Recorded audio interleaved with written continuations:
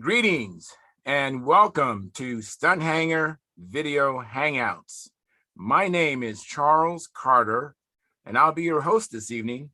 I want to extend to you my gratitude for watching Stunthangar Video Hangouts. If you are watching this as a replay, I want you to know that I host these YouTube live streams every Monday and Friday evening starting at 6:45 p.m. Pacific Standard Time. So please make a note of this so you can watch or be part of the live stream.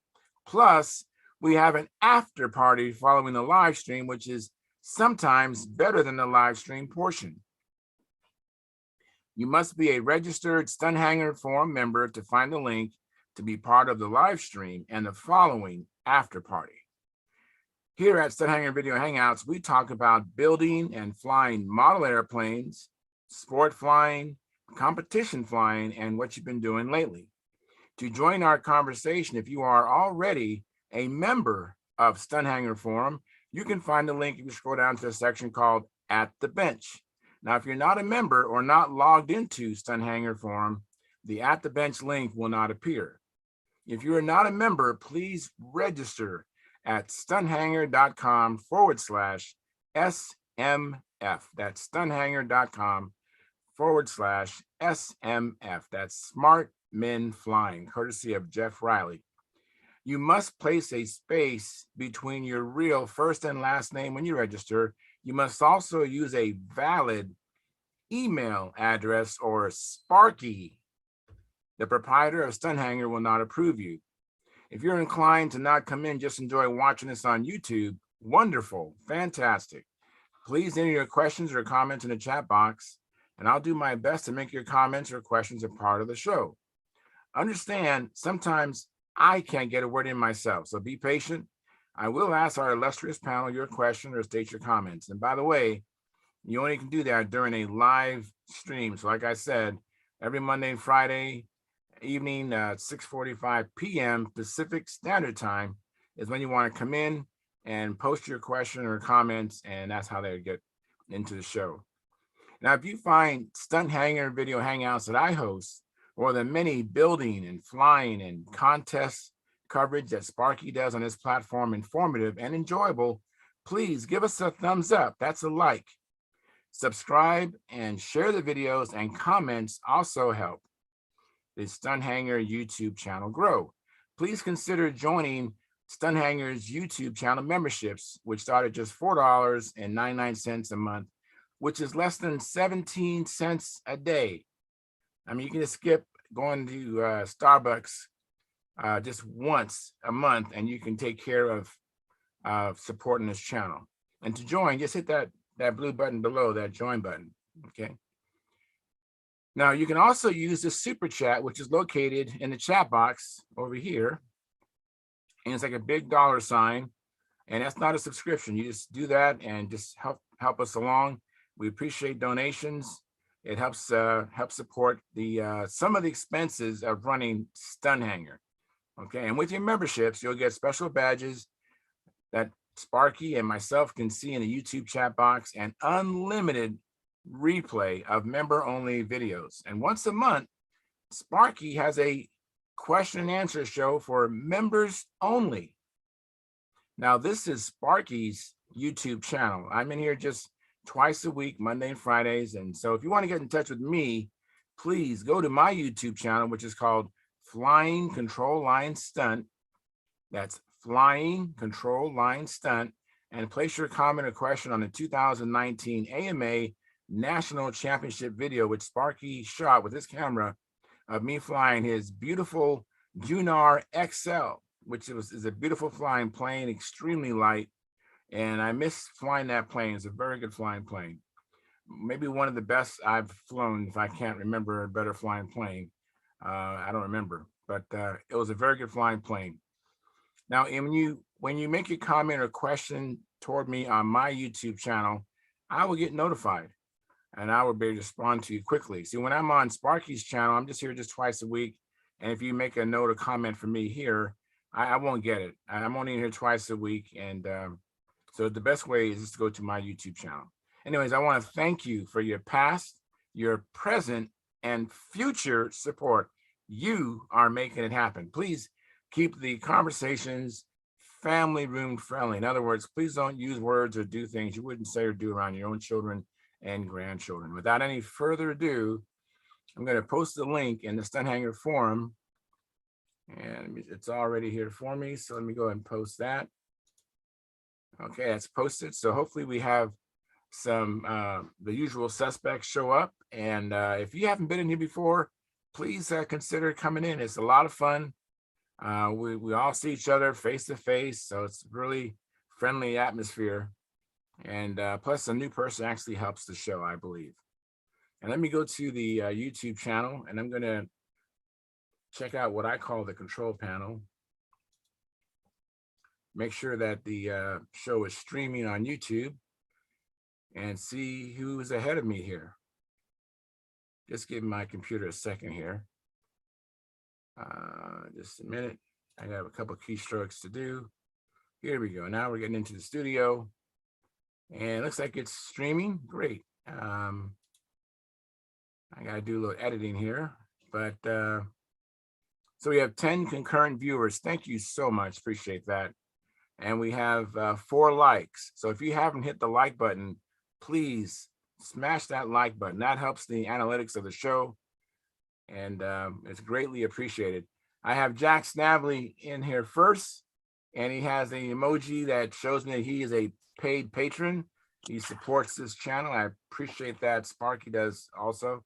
He has a smiley face, and then this little purple thing. I don't know what that is, but he says hello all. And then Greg Biswick, I haven't seen you in a while, Greg. He says hello, Charles. And so we're off and running now. Hopefully I'll have some guests that'll come in here, and some people who usually come in. That it really helps the show. Oh, look, Howard's here. Hey, Howard, I didn't hear you. Hi, I'm quite. How you doing, Howard? I'm doing all right. All right, fantastic. Is it still unflyable up there in Washington? Yes, for people like me, I suppose a hardy person like yourself could go out there and bundle up. Well, thank you for your vote of confidence. But if it's like 40 degrees, I'm not going to go out there and fly. You're not going to. Yeah, I flew Joe Mata. I hope Joe Mata comes in. And Stunthangar Sparky says hi, Charles. Well, hi, Sparky. And so we went flying today. And Middlesex Modeler, that's our friend Al Fierro. He just gave us a super chat of $9.99. And thank you so much, Al. I would love to clone hundreds of you so we can get the same kind of support that you do on a very frequent basis. And I really appreciate it. And there's some other people who support us frequently, Gerald Wimmer. And I'm probably forgetting other people's names because I'm on camera. That's the only reason why, but you're greatly appreciated. But anyways, Howard, I'm sorry, I got sidetracked. Oh, that's quite all right. Yeah, so that's right. I was talking about Joe Mata and I were flying. Joe Mata has a scratch built that I obtained and I sold to him. It's a Fancherized, no, it's not a Fancherized, it's a twister. What's unique about this one is that the push rod goes through the fuselage. You can't even see it. It's all hidden. All the control systems are hidden. The flap horn, the elevator horn, you can't see any of it. And it's a profile. And but we discovered today after many flights that it has a warp in it. So we need to rectify that. But early on, the very first flight, it was like a combat plane. I think I was doing like 4.2 lap times. It was flying. I wasn't prepared for something going that fast. And then I eventually lengthened the lines and forgot what else we did. I had a tail weight because the plane wouldn't turn. Anyways, I did about 3 or 4 flights with that plane, and then we finally put that aside because we needed to fix that warp. And then I flew my plane, my Strega, I was doing more prop testing with my Strega today. I took out 6 different props, but I only got to 2 of them, I think 2 or 3. But it was beautiful day out here. A little on the chilly side, but very nice conditions. The grass was cut, so took advantage of it. I guess I did about 8 flights today. Mm. I like California. Yeah, it's where I live in Escondido. It's very fortunate. I fly at a public park. Matter of fact, there was a gentleman there who was from Wisconsin, and he really took a liking to the model airplanes, and we exchanged contact information. And he's going to check out my website and check out some flights. Because I really didn't do any patterns today, so I told him there's a lot more than what I was showing today. Did I say hi to you, Gerald? I mean, hi to you, Gary. Yes. Hey, Gary. But hi. Hi, Gary. Thanks for coming in. Yeah. And it's like John Miller. He's getting connected. Yep. Hey, John, how you doing? All right. Yeah. Oh, Yeah. very good. Hi, John. Hey, how you doing there, Howard? All right. Good. Hi, Howard. You looking good, Howard? Thank you. Yeah. Yeah, you're upright, not on your back, you know. Well, Yes. I turned the camera around. Oh, you got the camera on its side. It's I couldn't help seen, that, right, John? Howard. Huh? that it's good to be seen, right? Yeah, not viewed, absolutely. Oh, bad news tonight. I didn't get over and get a pizza. Oh, really? No Oh. pizza You're gonna today. starve tonight? I probably will. Oh, I got popcorn. No, wait a minute, I'm okay.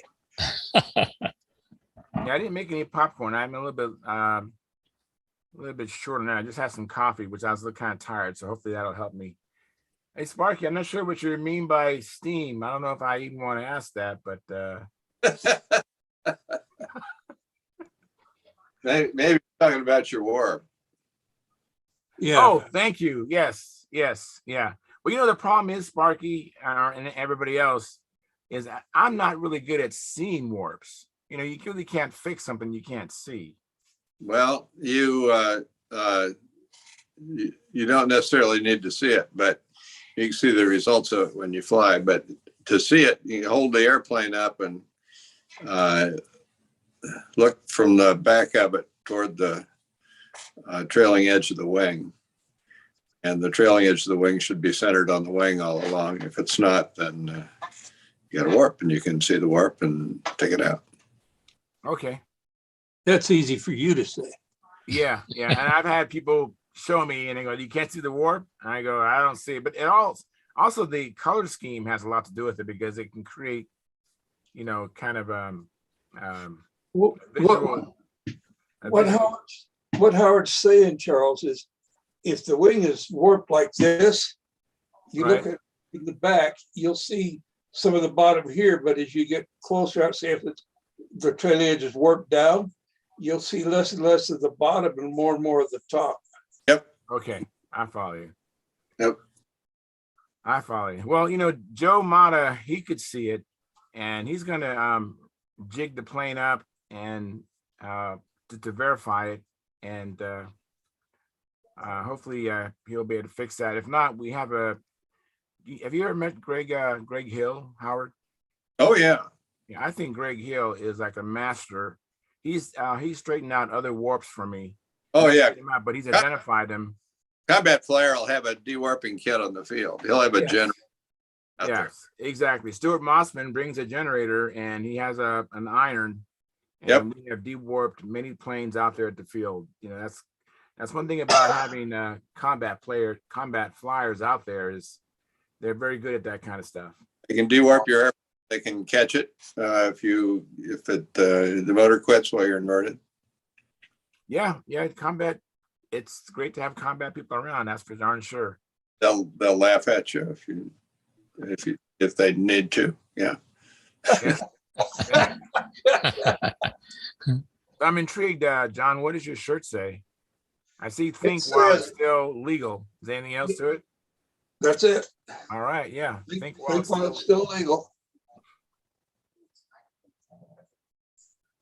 And then Sparky is saying, no jig, just use 2 guys. Okay, well, Joe Marty said you might come in, but hopefully you're at least listening.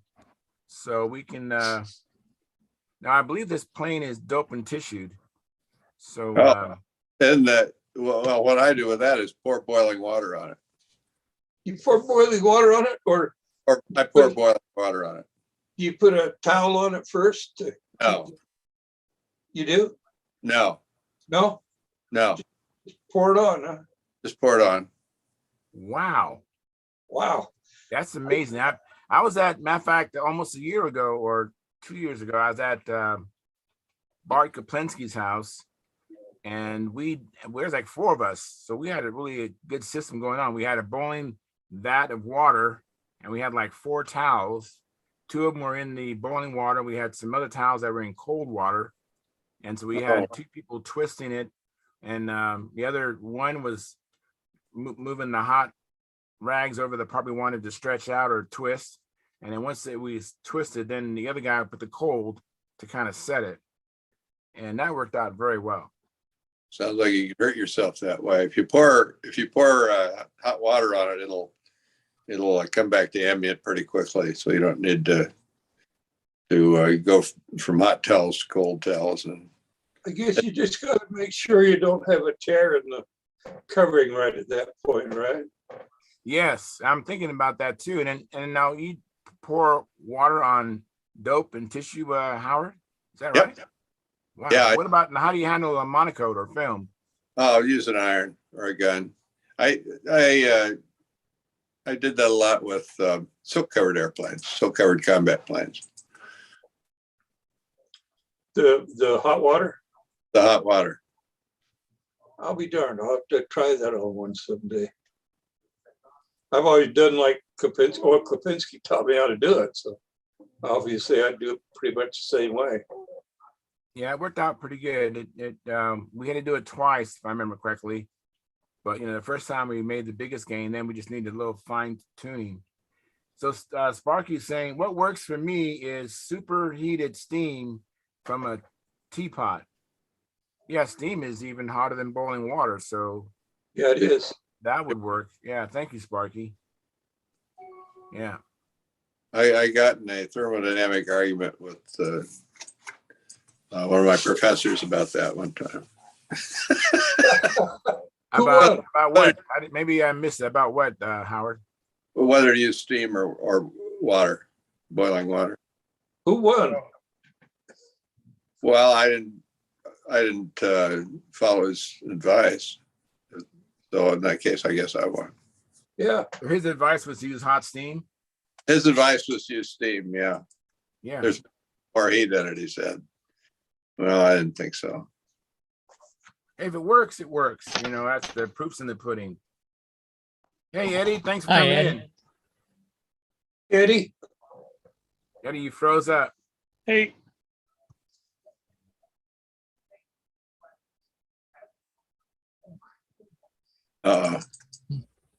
You must have, Eddie, actually, you've been having poor connectivity for weeks, actually. I didn't say anything before, but I don't know if you need to get a repeater or an extender into where you're at, but your internet connection is, okay. your bandwidth is kind of bad out there where you're at. But don't go Yeah, away. I'm just letting you know that it could be better. I lost Wi-Fi last Monday night. That's why I left you guys. Oh, okay. Yeah, well, I was on my dad's Wi-Fi down here in the basement, and it's on. So I turned it off and went to data. So it works better down here in the basement. Okay. Yeah, working fine now. Yeah, How you I forgot- coming along on that? I forgot to turn it off. I'm gonna try to go to the store tomorrow and hunt down some wood. You I've got cooking some. I've got some that might use if I can't find anything lighter. I got some 7-pound wood. That should be all right for the ribs. Well, I frankly like wood between right around 6 to 7 to 8 pounds max. It range for ribs. They're stronger. They're stronger, and by the time you cut out all the wood you're going to cut out of them, they're pretty light and they avoid crushing much better. Right. Or Let me ask you guys a question real quick. If I can find it, hold on.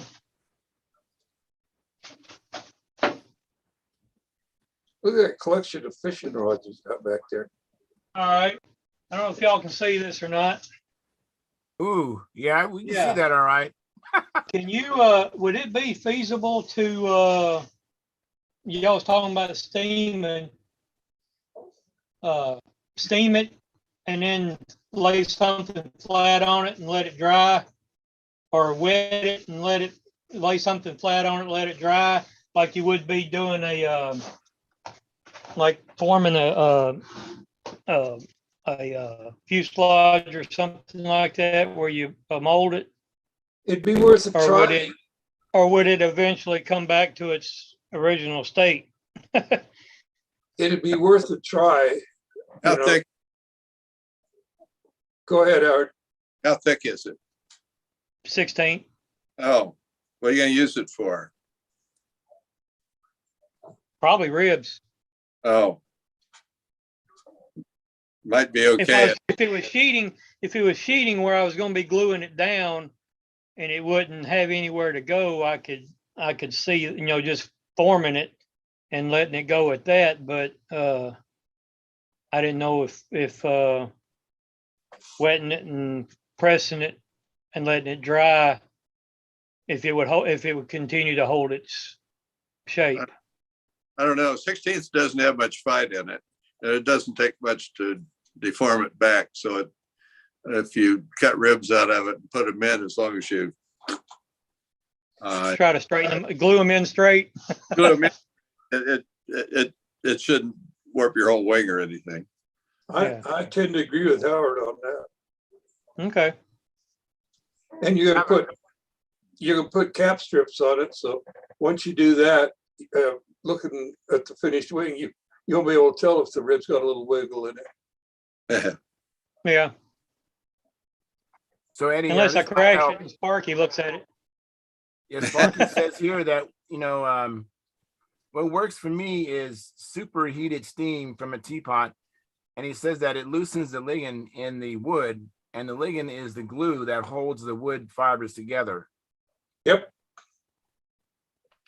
So, by doing that, it should fix that.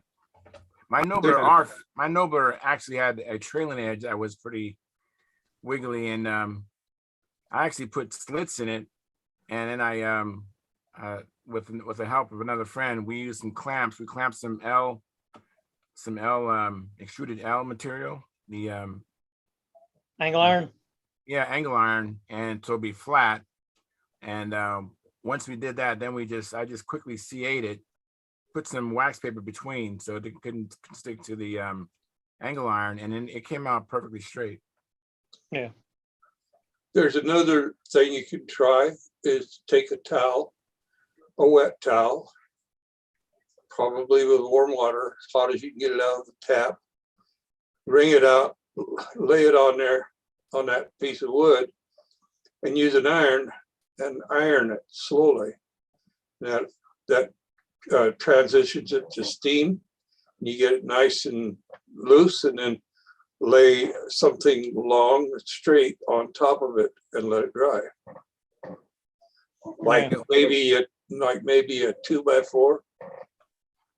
Right. And then it may come out. I've seen things like this done, but I don't remember how they came out. I think they came out okay though. Here Well, I comes mean, Sparky. even if it helps it some, actually what I did was, I don't know if you can see, there's my stack of wood I got, and I don't know if you could see that or not. Yeah, I saw it. Okay, I laid everything up there and then put those heavy, I guess, I don't know what they are. They're like some sort of roller type thing, and stacked everything up, the longest to shortest, and that seemed to help it some, just sitting there dry like that. So I'm thinking maybe if I wet it and do the same thing, then not stack it with my straight wood up there, but Yeah, yeah. but just Oh.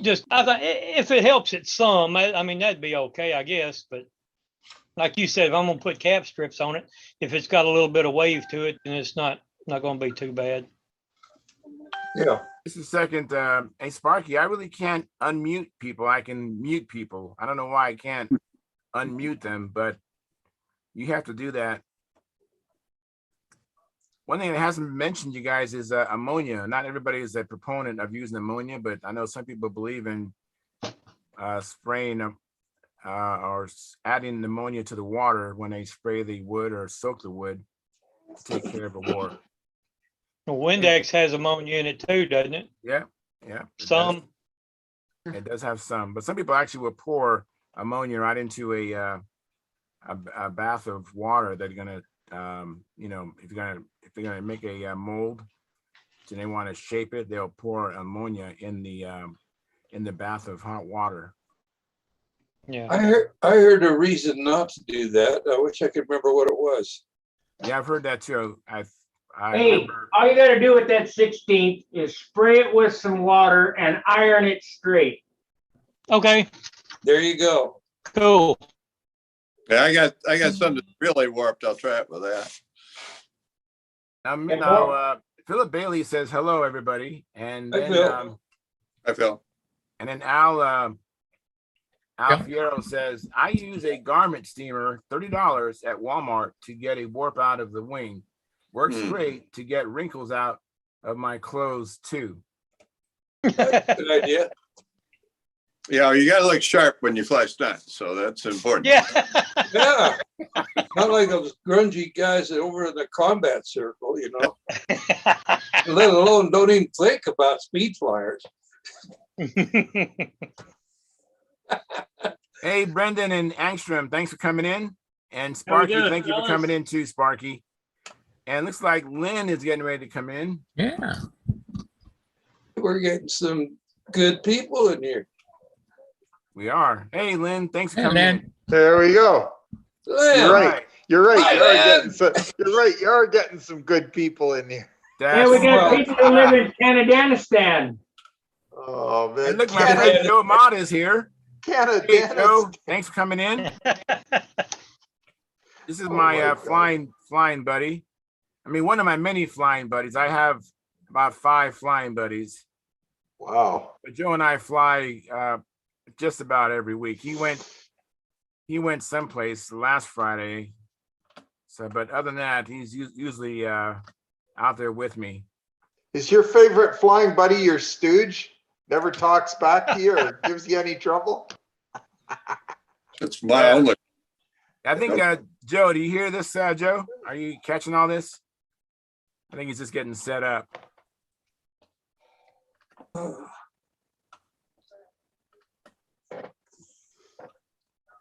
I'm still thinking about Canadanistan. Canadanistan. Canadanistan. Oh, for Justin Castro. Oh, Justin Castro. Pretty close. Oh, Hey, Joe, yeah. do you hear us, Joe? Hey guys, we got a question for you here. All right.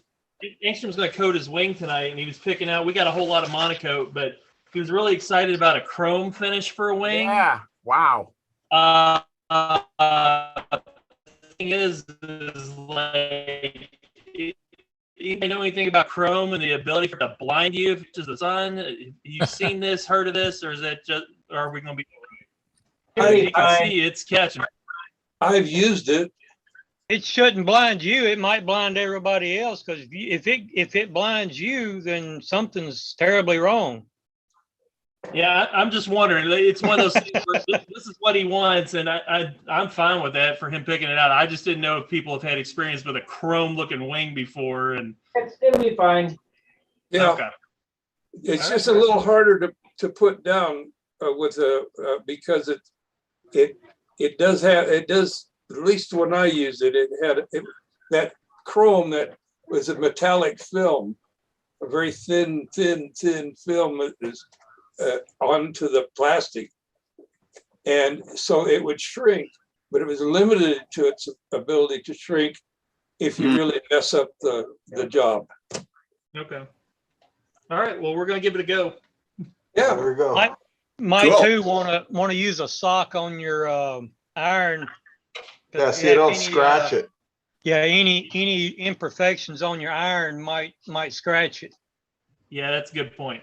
And make sure you've got that wing where you're gonna cover. You got to dust it off and use a tack rag and everything. Get everything, all the crud and crap and balsa dust off of there. He got introduced to tack cloth earlier today with it. So All right. Excellent. we're I ready saw to that go. smile. I figured you probably had addressed that already. Now there's a preparation too for the tack cloth, Brendan. You might find some YouTube videos on that. You want to do a little prep for it also. Okay. The other thing is with that chrome covering, it shows imperfections really beautifully. Oh, it does. Oh, so you better make sure that wing is nicely sanded and so forth before you put that on, because But he's putting it on an intermediate ship, so they probably won't look at it that bad. that's true. That's true. So, yeah. We are planning on using it as our Nats plane, so some people will be taking a look over it. Yeah, Well, what that chrome can do, if you're not careful, you can have a defect there, and it does it. Hey, look over here! Look at me! yeah, look at me. Look at the mistake I made. Look at there I am. All right. Well, we're gonna chance it. Have a go at it. Have fun. Go We're just nuts. a bunch of grumpy old men, you know. Yeah, what do we know? That's right. Last time I asked, they told me I knew nothing. So there you go. Wow. Uh, Hey Joe, do you have a microphone or what? Is it working? Now it is. Yes. There we go. I was So, trying to get it. I was trying to get it straightened out. so these guys had a question about my flying buddy. What was the question again, Lynn? What was it? Can't remember. Yeah, I was asking if your best flying buddy was your stooge. It never talks back to you. Yeah. Yeah, I'm the launch monkey. Yeah. He launches really good. He's a great asset to have. I sure prefer him over my stooge. no, when you're flying that heavy striga, does he push it when he lets it go? No. Give it But a he does shove. good. He does really good. I'm He doesn't kind push of it, he spoiled. kicks it. I think he actually prefers my Striga over most of my other planes. There you go. I'm yanking your leg and giving you bad time, and you're taking it serious. Yeah. Well, I got so much I got going on. I'm sorry. He's probably tired after today too, right? A Yeah, little bit. I was up late and up early to go flying today. you But, flew the Striga. Yeah, I flew the Striga about 5 times, but it's more doing prop testing. No I'm, wonder really- you're tired. Hey Charles, was your Strega a kit or an ARF? It was an ARF, but I'm Okay. building a Striga from a kit right now, and I'm going to cannibalize the wings out of a Striga ARC. Well, I know back when I started flying with Mike and them, 2 of the guys had Strega ARFs, and both of them had the nose come off in mid-flight and went flying out into the field, and one of the other guys fixed it. And he said Yeah. when he tore into it, so he noticed where it was. He said, "So I got something like if it's called for a 1/4 inch, it had 3/16 in it. So it wasn't what the plans called for. So I don't know if that had anything to do with it or if it was just poor construction on it. But it's funny that two of them did the same thing. Yeah, I mean, a lot of ARFs in general, when they first started out, they had all kind of problems. The Noble ARF had problems with the front end. That's why Fred, the guy that fixed it, said that's why he scratch built all his planes. He didn't want some 6-year-old from China building his airplane. Yeah. Well, when I put my wing into my Strig, I actually use biscuits. So I have like 2 biscuits up front and 2 in the rear. You have a cup of tea with that? Yeah, some gravy. No. Biscuits and gravy. Anyways, so it's pretty stout. I mean, the plane has I haven't been keeping track lately, but it was at last count, it had like 550 flights. Oh, well, yeah, you're good then. I mean, these guys pretty much were, if I'm not mistaken, I don't really know how old the planes were, but I don't know when the Strega came out. This was back 2009, 2010, somewhere around in there. So yeah, I've heard that happened in the earlier ones, and they fixed it. Like I said, a lot of ARFs, regardless, they've had problems when they first go into production. Well, it's not unusual. the first ones that hit the shore, they were something else. That the Chinese factories were trying to build it the cheapest they could, And so I'm sure shipping had a lot to do with it too. So yeah, and as long as it looked like what they were supposed to be, they didn't care much what was going on inside. right. It's just wild though, seeing the nose come off, because it still had the fuel tank with it and everything. So it was. I imagine it would be wild looking. I've never seen that happen. Now I had a top flight. Oh, go ahead. I had a top flight score, and I've heard that the top flight scores had similar things where the front ends came off, the engine was still attached to the tank, and it was just flying off in the corner of the field. So they were notoriously heavy. Oh, that is a heavy plane. Yes, you have to put. They were notoriously for being heavy. Everybody said they were heavy. They are. They are. I've had 2 of them, and they're both heavy. Okay. Yeah, they are saying that the scores are made for a 40 size motor. Yeah, I know, whatever. That's a 60 size plane easily. Absolutely. Easily. Yeah. A good 60. I had a score and I was flying, and I actually have a video of it, of me flying it, right? Right. I mean, you can fly around the problems and stuff like that, but it had some, the landing gear is very weakly, it's made weak. If you have a harder landing on it or something like that, you're gonna bust it out, or you have to grease every landing with it, the way it's made. Another things I have a very big beef about it is that the nose was weak, and in addition to that, it was only 4 inches from the firewall to the leading edge of the wing, which means you can only put a 4-ounce tank in it on a 60 size plane, which kind of threw me off because I had to revert to a clunk tank to be able to put 6 ounces in it. And the problem, so there was another problem with it, right? The clunk tank couldn't go high enough, so it gives me an even motor run. I couldn't adjust the tank to get my even motor run. And if that wasn't enough, the ground clearance on the plane was so low. Initially, I started with a 2-blade prop, but I ended up with a 3-blade prop to be able to load the engine a little bit to get it to run more properly, than I mean, but I think for training a beater plane or something like that, learning the pattern on it, it's great, man. I mean, just like for that, I'd say yes. But high performance flying, forget it. It's not a high performance airplane. No. I actually did pretty good with my score. Actually, I won intermediate at the Golden State Stunt Championship with it.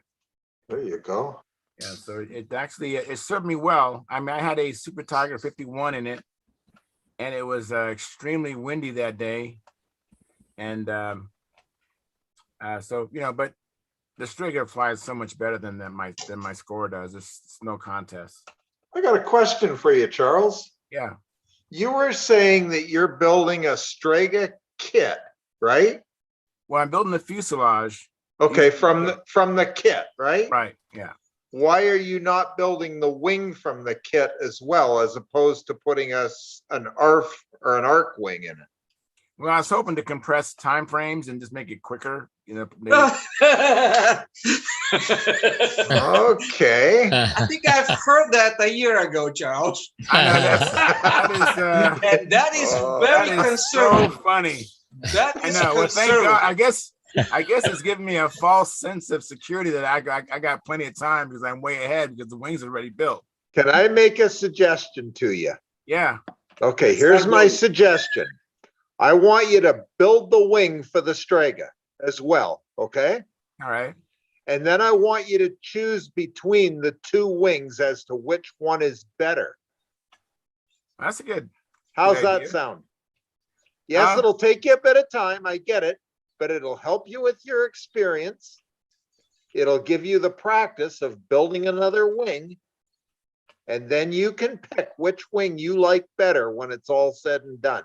Let's see which one's lighter. Whatever one's lighter and straighter, that's the one you put in your airplane, and the other one, you give it to somebody who can use it or use it in another project.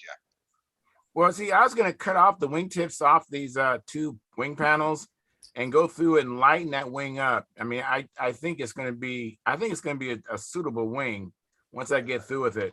The arc wings. Yep. And I mean, hopefully they're straight. I have to examine that to make sure they're straight. But for expediency, I was hoping I could just get that because this plane is not going to be my killer ship. This is going to be a ship to get decent appearance points. I mean, just 13 points is all I'm looking for. You know, because you got to be 13 points ahead of what I have been Anything lately. gets you 13 points. Trust Say me. again? The crappiest sports planes at the Nats get about 11 points. If you have anything Yeah, you could take better than that, you could take it there unassembled in the box and get 10. Oh, come on. Yes, if I can get 13, I know that's really low, but I'm not. Oh, my You know, goodness. I have a You guys are you know, brutal. behind the Strega I'm going to be building. I still have, you know, I have a Tempest, I have a Thunder Gazer, I have a Gypsy, I have a lot of other planes to pick from, but I'm thinking more about the Thunder Gazer more than anything else. That's what I'm thinking about too. Yeah, that would be the plane that I would really invest a lot of time, energy to get a real nice finish and all that. But hopefully I'll have something that I give me at least 13 appearance points, and then hopefully it'll be flying better than the one I have right now. Should be lighter. Hey, Charles, based on your speed, I hope you're not going to run out of lifetime years. I deserve all of this. How old are you now?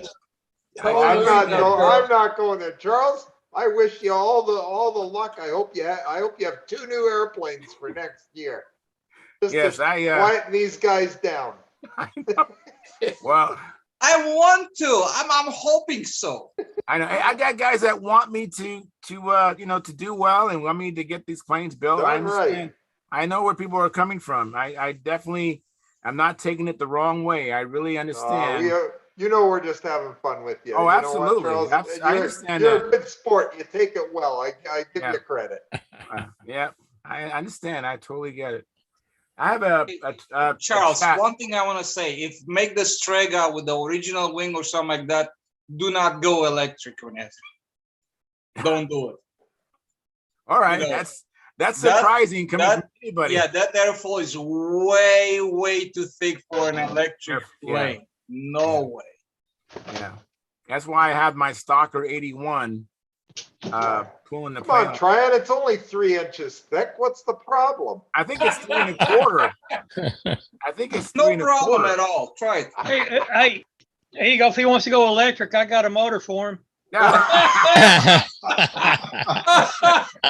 the best one yet, there, Eddie. Very good, Eddie. I don't think is that set for front or rear mount? That was terrific. That was great. Hey, I have a question from Patrick 10EC. He says, I'm interested in getting into U-Control. I have experience in FPV drones and RC cars, but I recently came across a few Cox engines that I want to mess around with. Any advice for entering the hobby? Yeah. Not with a Cox engine. That's what I was thinking. Yeah, the What's wrong Cox with a Cox engine? are, That's what They I are started hard with. to fly. That's what I They started are with. You just hard have to to, run. They are hard to everything. you have to recognize real quick whether it's running forward or in reverse.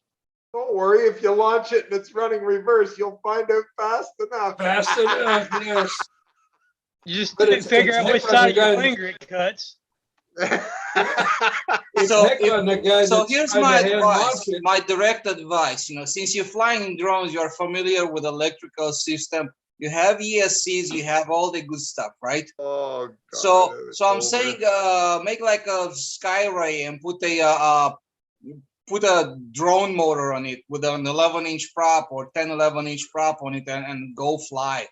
I think it's a very decent quality, very decent flying. Motor is gonna run fine. I mean, it just kind of makes sense since you already have all the infrastructure. You're familiar with batteries and all that good stuff. So, yeah, my 2 that's cents. a very good suggestion to go electric. Patrick, I have a question for you. Where do you live? The reason why I'm asking that is because it'd be good to meet with someone who is experienced in building and flying that can help you. It really is tough if you're just going at it by yourself and have no idea what you're doing or what you're in for. Now that's some True. great advice right there. I agree. So, Yeah. you want to find a club and find, and everybody in this hobby is pretty much very helpful. Yeah. We know that we need to have new people, or else this hobby is going to go away. So we Yeah, all most wanna help clubs each and other. most people in this will help you get started gladly. Oh, absolutely. And maybe They even will give you a gladly plan. help you and get you into this. No You know- problem. Joe, you can attest to that, Joe Mata, right? Because Joe actually walked up on me. I was flying my Strega, and he came up to me and started asking me questions, and I started asking him questions. Once I realized he really was interested, not just amused, and I told him to get a ringmaster, and he got that, and an LA-25, The and rest is history. yes, There you go. yeah. You So know- Just wish he would have told me to invest in some APC stock. Man, oh man. yeah, the first time he was going to, or maybe one of the times, I remember he said he was going to buy some APC props. He goes, they have 6 of them. How many should I get? I said, all of them. And he's had to go buy more APC props since then. One thing about like beginners airplanes, there's not a whole lot of what I would think is really, really good airplanes for the absolute beginner.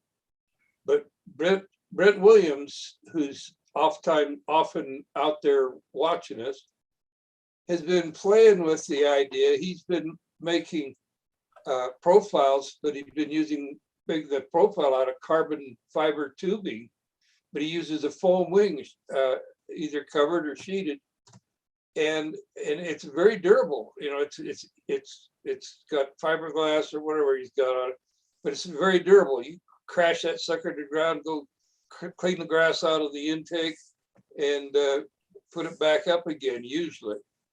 And that, I don't know why anybody's not making a kit or something like that. Probably because there's not enough beginners.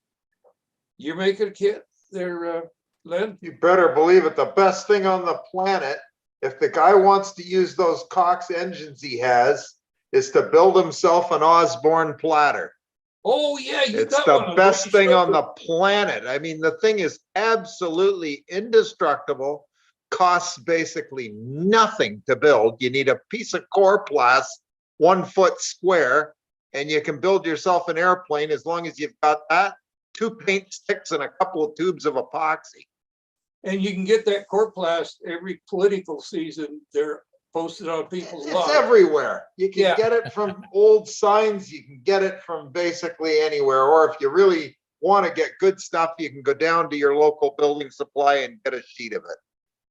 You It's wanna all get good. yours, Lynn? What's Why don't you that? Go get You wanna yours, get your Leonard. platter? I'll get mine right now. Hang on. Hey, thanks, Lynn. Yeah, I've Lynn has a really good forgotten about example that. of a platter. I've forgotten about that platter, you know. I was thinking about it while you guys were talking, but then Lynn, he came up with it, so that's Good old Lynn. Y'all keep talking about those platters, making me hungry. I didn't get any pizza, frozen pizza tonight. So I'm gonna have popcorn a little later. Hey, John, I'll tell you, my kids are always talking about you and your pizza, and it Hey, makes me midnight. My dog likes it too, you know. Kids are always excitable when you're pulling out pizza, and my daughter's like, "Wow, he's got his pizza out." So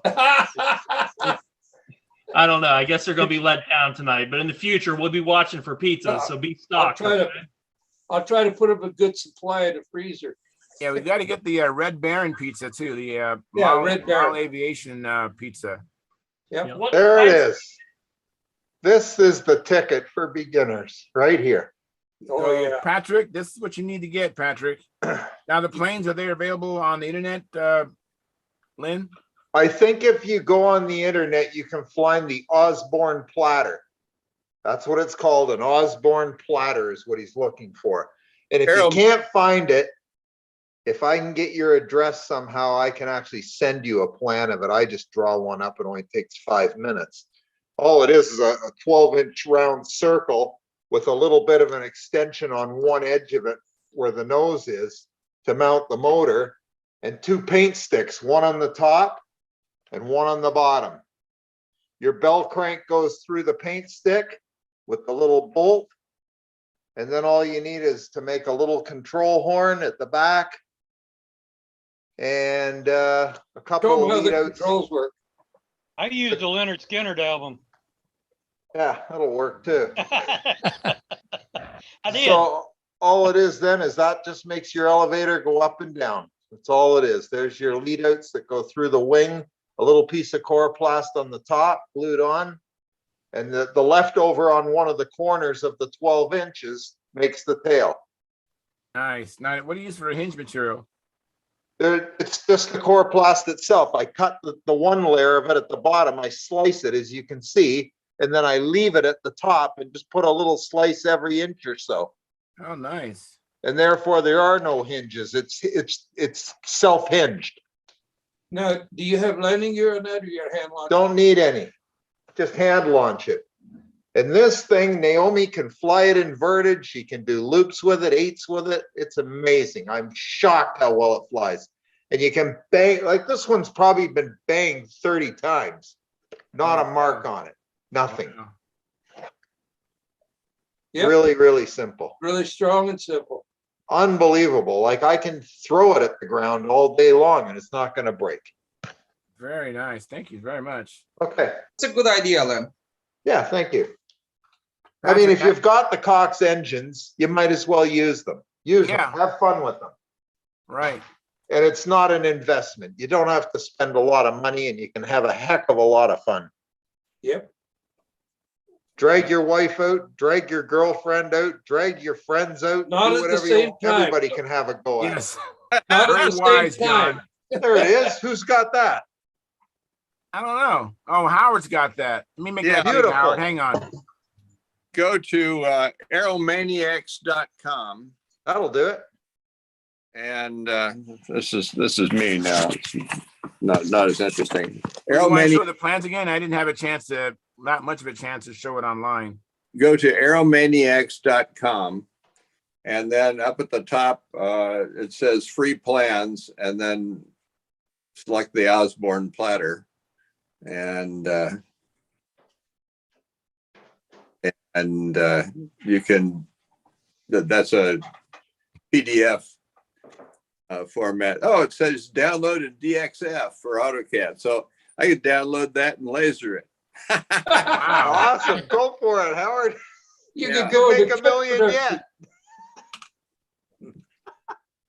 Start laser cutting Osborne platters. We'll make Yeah. hits. Howard will be millionaires. That's, I've already got a get rich quick thing. I'm gonna make an app for my smartphone that can be used as a radio altimeter. There you go. Oh, Wow. That's a 5S joke. so does that tell you? Five- Does that tell you how high your radio is flying? No, that's a joke. Oh, okay. Sorry, I missed it. I went right over. Yeah, Aviators flew high- flew that high. today. You got it. Never mind. Aeromaniacs.com, free plans, then the Osborne platter. Thanks, Howard. You're welcome. Cheerio. Good job. Hey, Sparky, I don't know why it said that the host is not allowing me to unmute. I don't understand that. But I got it figured out. Thank you, Howard. I mean, thank you, Sparky.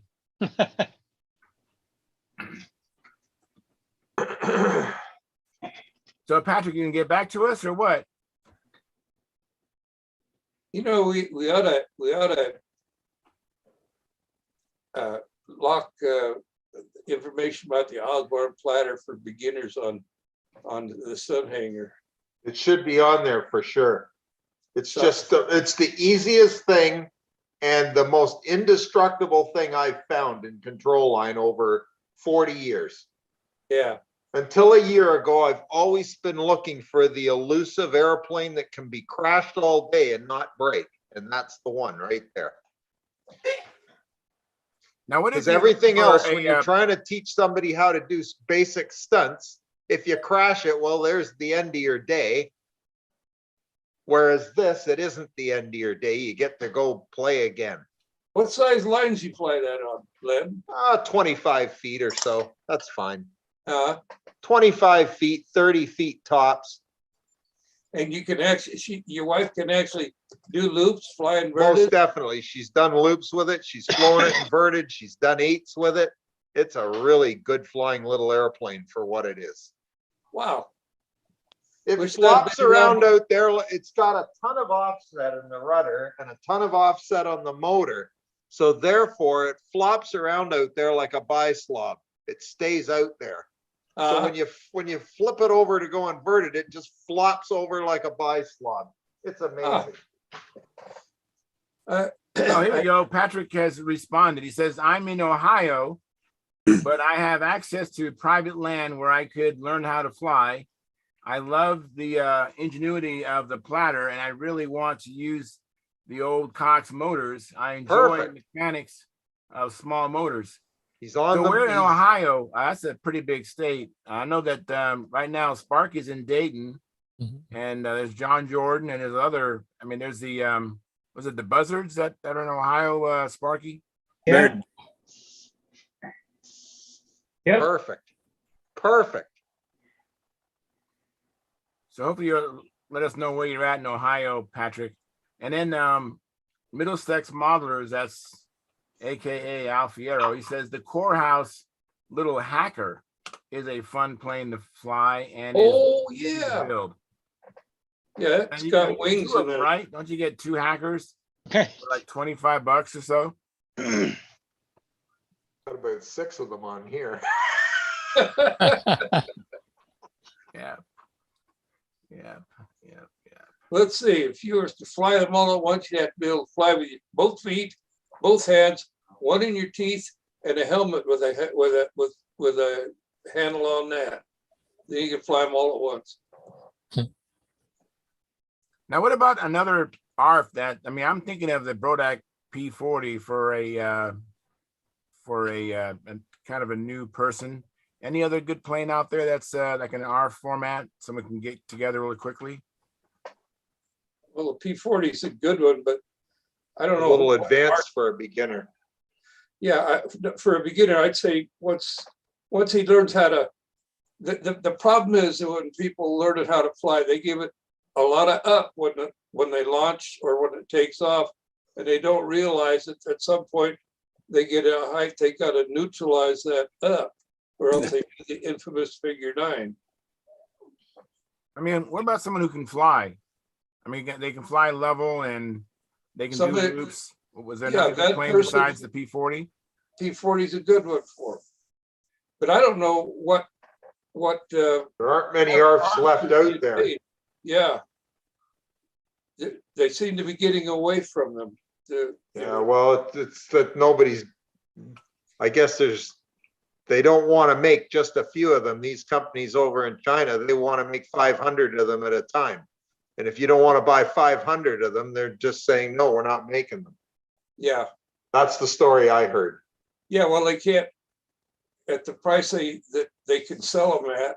Yeah, they got to make a lot of them. They can't make 50 of them. They got to make 500 of them.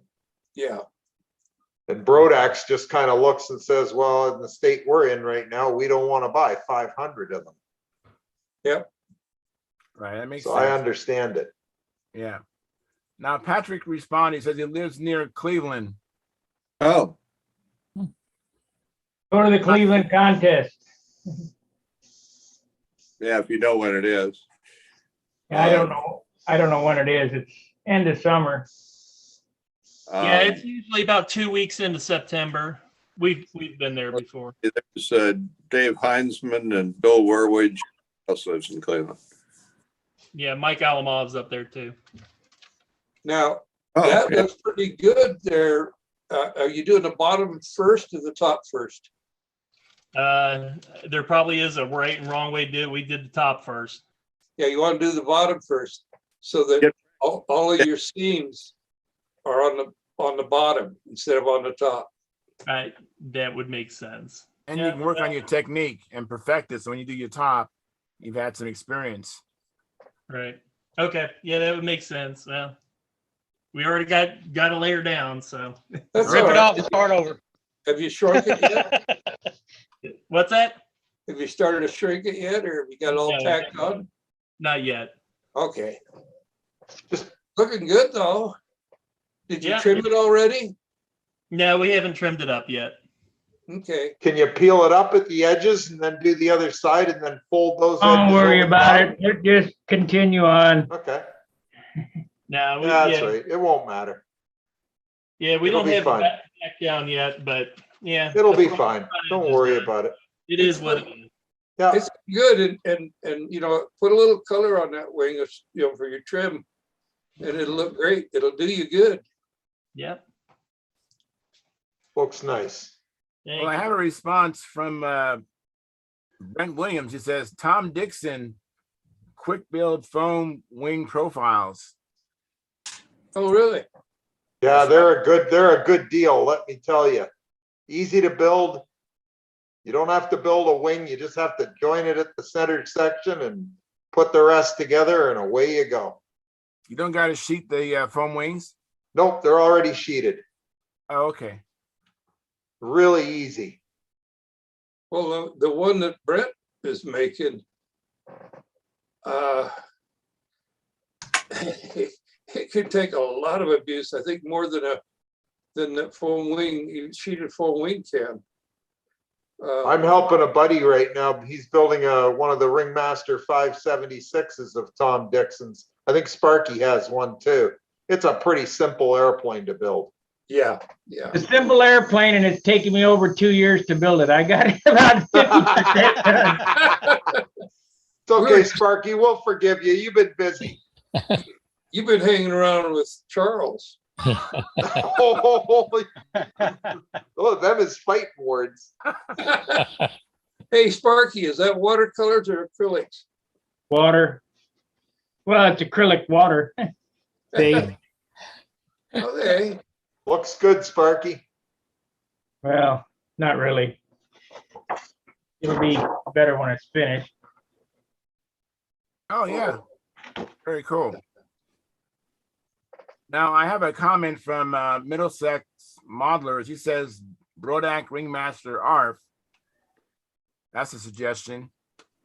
They still have that? I don't know if they have that. That's what I'm thinking. I don't think so. I don't think so. You got a Cox 049. The best thing going is what Len said, that Yeah, stop sign platter thing. You know, they outlawed that at Junkyard Wars. Somebody ran out there and got some core fab and they built one of those for a 35, a Fox Oh. 35. Don't you, were you there that year? I don't remember that one. I didn't see that one. That must have been the year I was away. They outlawed the core, whatever you call that stuff, that core plast. Chloroplast, yeah. They outlawed it, and so they just ended up with them milk crates or orange Yeah. crates or whatever, because it flew too good. Yeah, they fly pretty good with that stuff. I have a comment from Greg Biswick. He says, if a new person hasn't built before, a P40 size ARF is too complicated. I Better agree. off with the Ringmaster ARF. I agree, but I don't think they make the Ringmaster ARF anymore. or Yeah, I don't have- think you can get one. That's the problem. But How that about- little Super platter, Clown. Yeah, Yeah. that's not bad. That's a little better. but it's not as indestructible as the platter. No, the platter is totally indestructible and it will get you to the point where you can fly without crashing. That's the good thing. Then you can kind of build what you like or buy what you like. Yep. The whole idea of a good trainer is something that you can go out there and if you screw up, well, it's okay. You're forgiven. Hey, again, somebody mentioned Core House earlier with Phil Cartier. The Rugged Stunt Trainer is always our plug. It was forgiving to us with the foam wings. I mean, we Yeah. broke off wings so many times and just threw that white Gorilla Glue on it and got it up in the air again. So that's That's always awesome. See, that's good too. Hey, Tim Jess, you came in by yourself. Welcome, Tim. Thanks for coming in. Oh, now he left. Well, that's to him then. You got to stop scaring them off, Charles. Yeah. I don't understand. That was- Maybe he'll be back. Hopefully he didn't Cross take our exception fingers. that I said he came in by himself. Cross your fingers. Maybe he'll come back. Let me give a plug for this airbrush for you guys. I mean, I'm not doing real well on this stupid thing, but this is a master airbrush. It has a Mac valve in front. It's kind of pricey, $225. This thing is the best airbrush I've ever used. It beats the Iwata airbrush, and it beats this Iwata airbrush by far. Wow. These aren't cheap either. These are a couple of $100 a piece. Wow. It's called a master airbrush. Master airbrush. It's made by Creos, Creos, Japan. And the Okay. Creos, part number PS771. And you can get it from what the heck? I can't remember the name of the place. Oh, got CRS again. You can get them on Amazon. No, They're you little, well, I saw them on there, but they're sold out. No. You're talking about master airbrush. Oh, That's this one. That's $49.95. This is Mr. Airbrush. Ah, Oh, Mr. The PS771 or whatever it was you said the other night, they got it for $245 on Amazon with a bottle of cleaner and a airline. Yeah, well, get it from the source. It's $225. It comes in 2 days. Yeah. cool. I like the way you stored them there. Yeah. Did you raise your plywood up just enough to slip the nozzle in there? No, this is that's a rack, an airbrush rack. Oh, okay. Not cool. It only holds 5, but I got 8 and or 4 and I got 8, so I need another one. Yeah. Very cool. That's something. Someday I'll get decent at airbrushing. That looks pretty good. Looks pretty damn good to me. Holy crap. Yeah, it reminds me of that series Marvel Agents of Marvel or Agents of Shield. That one character who was had a skull and fire behind him all the time. Can't remember his name. These are handy too to get for airbrushing. This plugs into your line. It's quick change coupler on and off Oh, valve. yeah. Oh, So yeah. so when you're spraying, you just take it Pop it off, off, pop it on. Yeah. pop a That's new one on nice. it. Nice. So each one of those airbrushes have different colors in them, Sparky? Yeah. Okay. When I'm not really going tonight. I just wanted to put the red on this, and tomorrow I'll put some green and yellow and blue in it, and we'll see if we can't finish this up. But because if you put too much of that water-based paint on poster board, it warps it, you know, Mm-hmm. get it Yeah. too wet. So I'm just playing with airbrushing now. So this next modeler said he ordered the 771 from Amazon for $245. No, I didn't get it from Amazon. I got it from I'm glad I'm not the only one that does that. let me see. I'll get it for you. No, I'm saying that Alfiero says he ordered the 771 from Amazon. Okay, well, it works really good.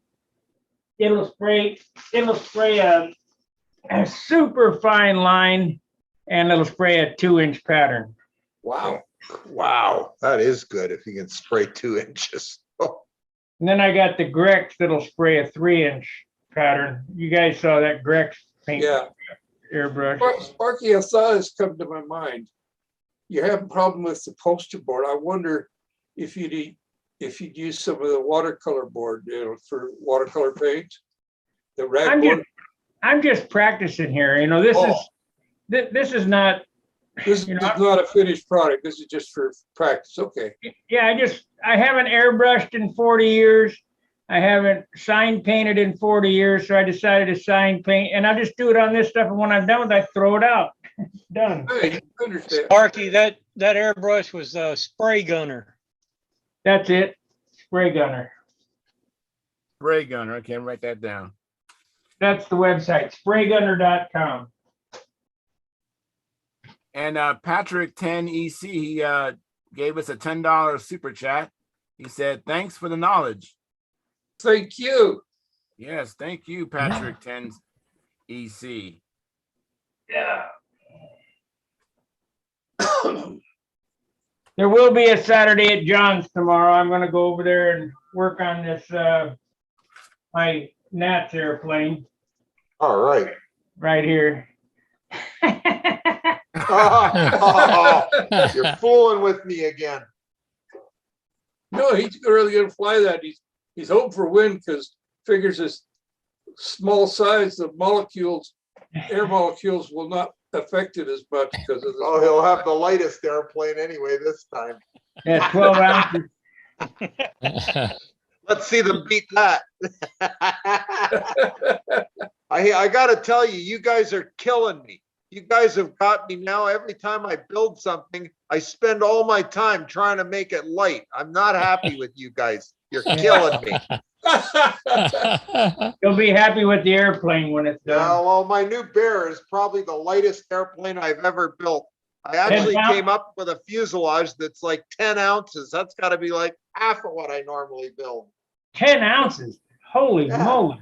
The top block is 1.5 ounces and the bottom block's like under 1 ounce. It's just ridiculous. You didn't carve it thin enough for that top block. No. I'm gonna show you guys the carving. It's unreal. Hang on. My fuselages end up weighing 7 to 8 ounces. He's heading down to the basement. He stepped away for a minute. You got Sparky, what you got left on the P-47? finished the inking. Inking. Okay. Ink and clear, and I'm practicing the airbrush because I'm going to do some pin-up girls on the nose, painted on and not decal. Oh, very cool. But that's why I wanted all that fine line airbrush, and that I'm just, yeah, I'm just playing right now. But Are you a disciple of Walt Pray? Yeah, no, well, I like his work, but I don't know the man. His work's he was- beautiful. he was Yeah, quite I a was thinking about pinstriper. Walt Prey too. Yeah, Walt Prey did a pinstriping on cars. He was infamous for that. Yeah. I Hey do that. Tim, how you doing today, Tim? Thanks for I'm coming in. doing well. Hello. Hello. Thanks. Hi, Tim. And Dennis, Joe and I went to Nessie Burger. Was it yesterday, Joe? Yep. And And it was fantastic. Thank you very All much right. for the tip. You were not messy? It's called Nessie. Nessie Burger. burger. Oh, but they were messy, huh? No, They are messy. they are dripped down to your elbow, kind of messy. Yeah. Yeah. But Yeah. boy, they're good. Yeah, very good. I had a great time eating that hamburger. Very good. So very good, Joe. There's Joe. How you doing? I Hi, did. Jenny. I was going out to Nessie Burger 30 years ago when it was just a truck. Oh, yeah? Yeah. And then they graduated to a little building there. Yeah, if I was trying to read it, if I read that right, that was actually just basically a food truck for a while or something like that, Uh-huh. wasn't it? Right. The food truck and that dirt lot. Okay. So it looked like they had a grand total of one outlet, near as I could tell. So, but it was good. Yeah. I loved it. Yeah. Real good. Yeah, well, thanks for the tip, Dennis. Took someone Well, from hey, Indiana. you guys need to be tourists in your own town sometime. I'm You'll telling you, find it took things like someone from that. Indiana to come tell me to go check out. And I asked Joe, have you ever been there? And he goes, yeah, I've been there lots of times. And he goes, well, let's go there. Some Californians you are. Yeah, but I know some restaurants that Denny probably hasn't been to also. So You been to In-N-Out, Charles? yeah, I think I was there just last week. Have you ever been to the one on Francisquito? No. Just the one here in Escondido. That's the original, the one on Francisquito. Yeah. Interstate 10 and Francisquito off ramp by the Edgewood Drive-In. We used to go there when it was just a little like a garage building. It had to be about 10 foot square.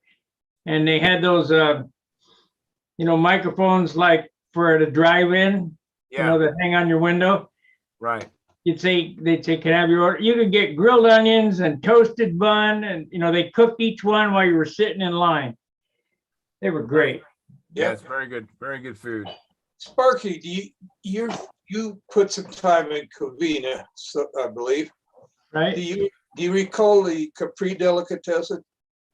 San Bernardino? Sounds familiar. Capri. There was, I don't know, Villa Capri. I don't remember. Well, Where's the my Capri airplane at? The last Delicatessen, food item. the Capri Delicatessen back in the 60s was just a little hole in the wall delicatessen, but the guy that ran it really made some really good grinders, is what he called them.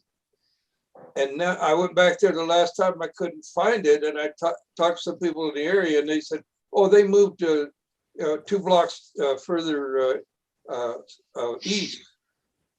All right. They had the best toasted airplanes in there. The airplane. Anyway, All I remember was Ed from Ed's Covina Hobby looking over the counter and say, you boys putting thumbnails in the wood back there? All right. Yeah, I think Len had some bear parts there. He was trying Yeah, I to got some show bear off. parts I want to show you guys. This is my 3 ounces of tails. That's good. There's That's my 3 ounces?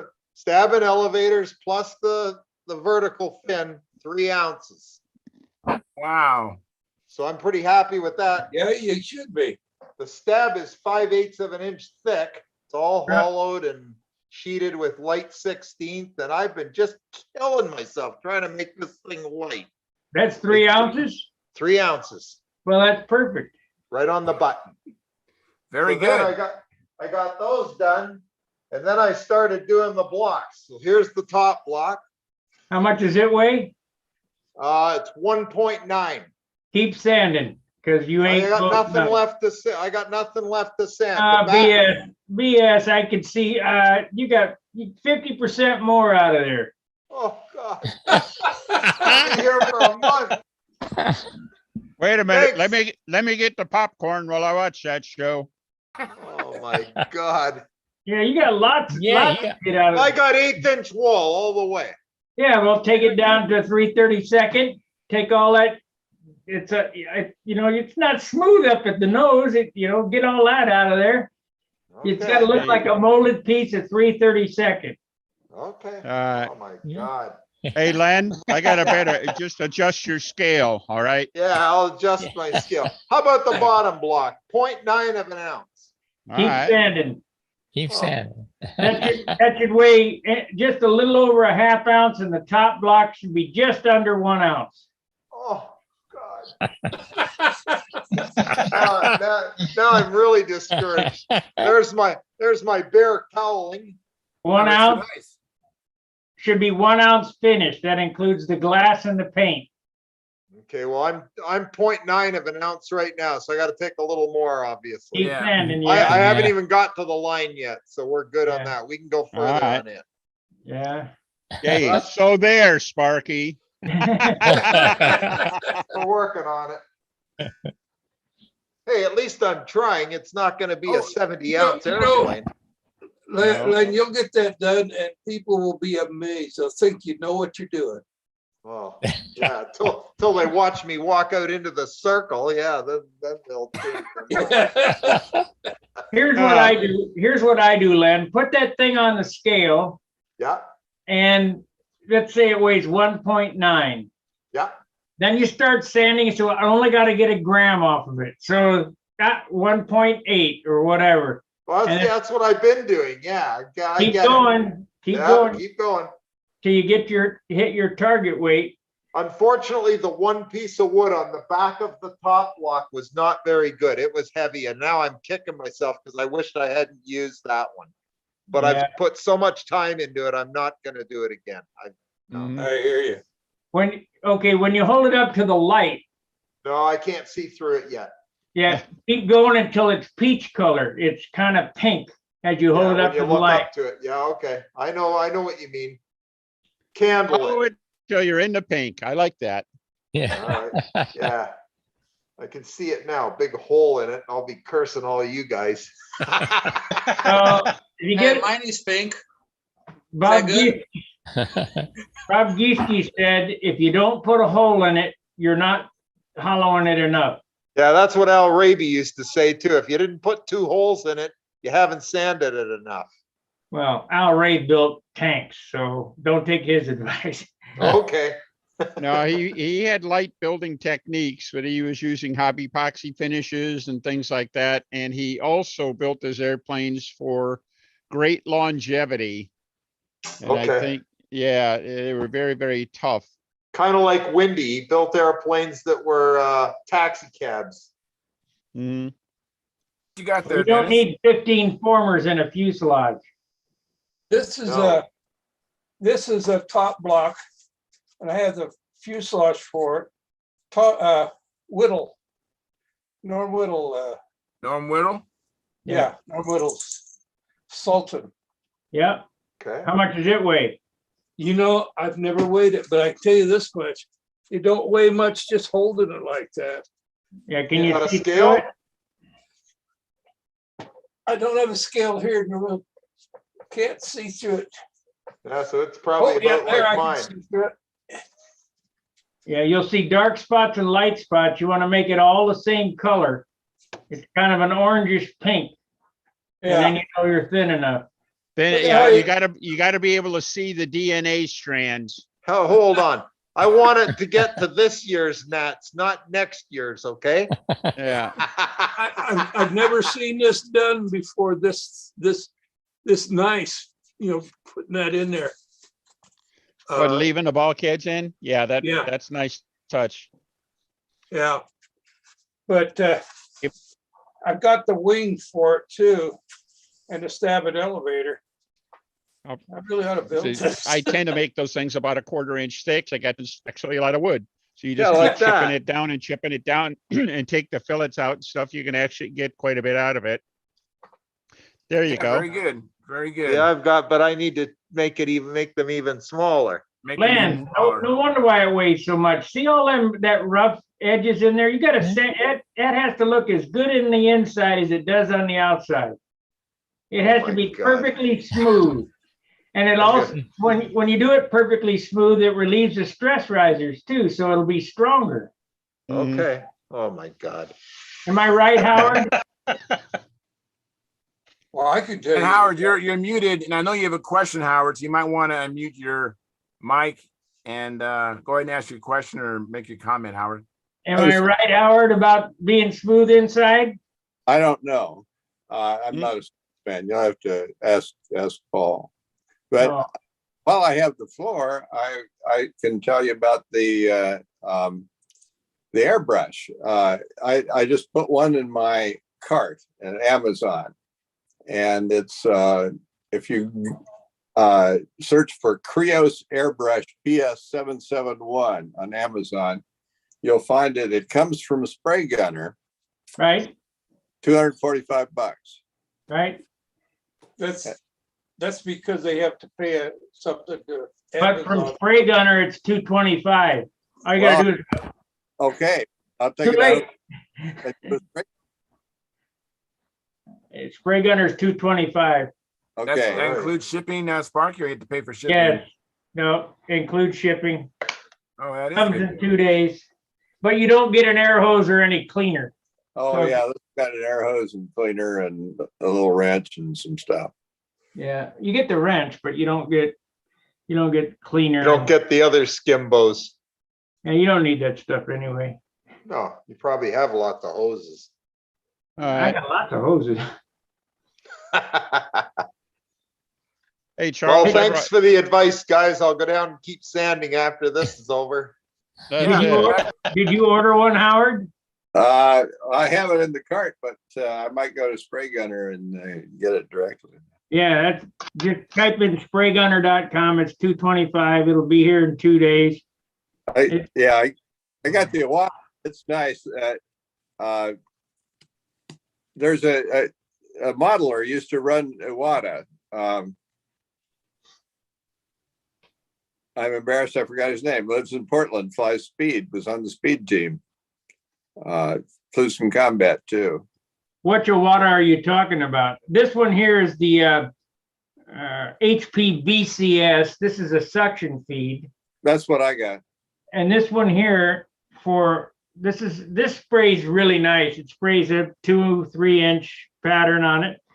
This one here is the Iwata HPCS, but it only has a little tiny cup. This is for illustration, this is for illustration. It has a 0.3 needle in it. Yeah, I got the section one. And this one here is 0.35. And then my other airbrush, the Grex, has a 0.5 mil needle in it.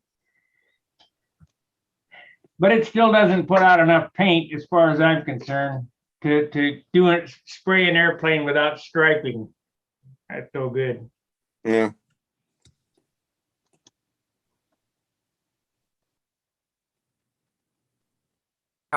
Dennis, did you have a question, Dennis, or did you try to make a comment? I was just gonna say I brought along a couple little show and tells if you got time for them sometime. Yeah, go ahead. Go ahead. All right. I've been going through my brother's stuff and we're trying to sort through what he had and whatever else. And I found a bunch of collectible engines that he had, plus some things. So first off, has Jeff Riley been around at all? Have you seen I him? saw him in the chat last week, or maybe it was on All Monday. right. Well, hopefully he's tuning in. But Jeff asked Dave to work on a blockage for the bypass for a Fox 35 instead of chewing up a piece of wood and everything like that. And so Dave was going to print one for him. And then Dave got really involved with it. He had to model the bypass and everything like that to make his part so it fit inside and out. And then he really went off the deep end on that, and he ended up printing. Wow. Whoa. Wow. Ah. Now that's out of plastic? Yeah, this is a 3D printed plastic Fox 35. Wow. And he had one of, it's hard to tell. This is one of the 25th anniversary, the gold Foxes. So he has one of those brand new in the box. And he went ahead and printed this in gold, which I thought was really a cool Yeah, it is touch. cool. That gold fox is a good runner. Yeah, they were. I had one way back when. I liked it. Okay, second one I wanted to show. I'm sure you've at least seen these in pictures. Yeah. The original outrunner or inrunner, I guess. Yeah, the OS NSU Wankel rotary intake, exhaust, firewall mount, all that kind of stuff. That's what I had on my sheet. I had one of those on my sheet. That's right. You had that on your Beechcraft, didn't you? Yeah. You know when that engine was designed by Henry Wankel? What year? Well, I don't know. I think OS brought theirs out in the early 1970s because I was working at Joe's Hobby at the time. No, Henry Wankel designed that 1938. I believe it. Okay. All right. And this is one I think is cooler than hell. That is cool. Saw that at the World. 6-bolt, long shaft engine, whatever, Wow. Belco. I have no idea if they run or not. I've seen this layout used on a 15, a 2.5 cc team race engine, but I had no idea there was a Sun engine. Anybody ever seen these things run? Yeah. They had them at the 2004 Nats. I think it was Henry Behringer's friend. I had that. I bet I've held that. Can they run? Yeah. They run good. Hmm. I've seen Belco fly them. Hmm. Wow. It's a gorgeous engine. That looks then, cool. Finally, what'd I do with it? I'll bet you've never seen one of these. Until earlier tonight, I'd never had one in my hands. I've seen them, but I've never had one in my hands. Cool. Oh yeah, I've seen them, but I never held one. That piston goes back and forth in there. Right. The arrow. Let's see. Do you see that? See in the Oh port? yeah, I did see it. Wow. Wow. That is cool. So it's a dual exhaust, single intake, dual exhaust. And obviously they're trying to make a low profile engine. But then looking at it and holding it, this is an Aero 35. Arrow 35, yeah. So let's just see how low the profile is, Yeah. Yeah. Seems kind of extreme for what they gained and everything like that. Again, I saw one in a scale model once, and that was it. I've never seen one in any real airplane or anything like that. I have no idea how well they ran or anything. Understand Where are the they mounting do- lugs at? Oh, okay. It's actually, and that surprised me. It's only a 2-point mount, which, that's fairly, I don't know, feels pretty heavy actually for what it is. And just mounting on 2 bolts on the side seems like a lot to ask. I don't know, but I would, these things are only made for a short time, and you've probably seen them in pictures, but I'd be pretty sure that one's never showed up on Stunthangar chat before. So That's pretty cool. Yeah, be locked in on that. Yeah. That's a collector's item. Terry Forbes recognized it. He said Aero motor. yeah, Aero 35. Thanks for coming in, Terry. Look at that. You can't read it. The logo's right there, Wow. but beautiful piece of casting and everything like that.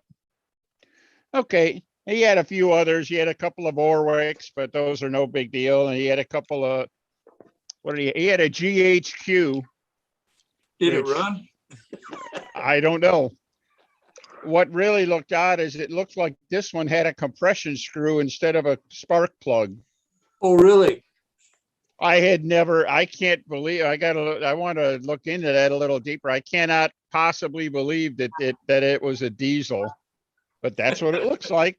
That's what it looks like, yeah. You ever heard of one, John? No, not as a The diesel. GHQ diesel? Never heard of one. I'm sure Yeah. that if somebody was an engine guy and he got that and he couldn't get it to run on glow, but he knew about diesel, he might have, if he had a little machining equipment, he might have tried making it into a diesel to get it to run. Mhm. Probably figured it couldn't hurt, so. Right. Well, there was somebody that showed up at the Nats or the VFC or something with a GHQ, and he had it mounted on an airplane, and the dang thing ran, and he flew it in the contest. I don't know what he did to it. Maybe put a Fox 35 inside of it, you know. Yeah. Watch that So hit it guys, I'm out outright. of here. Look for Saturday at John's tomorrow. All right. Thanks, See you, Sparky. Sparky. Thanks for coming Have a in. good one, Sparky. See ya. See ya. right, Hey, take I care, have a Sparky. question now, Dennis. Regarding that long shaft, the needle valve position, I'm wondering if that changes where you have to mount the tank. Because normally, the needle valve is above the engine, right? So Yep. Right. that change. Well, I think that means the fuel tank has to be above the engine, Yeah, that makes sense. Halfway. or above the- maybe you side mount it. That might be the ticket. But Anybody recall the ones you saw at the Nats? You recall if they were upright, inverted, or side mount? the I think one I Sparky saw him saw it, he fly was left. the one I saw him fly was in Los Angeles at the Narrows. Was it the Narrows? Or was it Sepulveda? No, it was the Narrows. And he had cheek cowls on the airplane. And I'm thinking that probably he had it set up sideways. All That right. makes sense. If it had cheek cowls, he may have had it side mounted. The Venturi and on the inboard side could have pumped it. Yeah. You know, could have stacked it pretty good. And of course, the rear head on the exhaust other side. and a cheek cowl on the other side, the rear exhaust on that little cylinder, you could have made a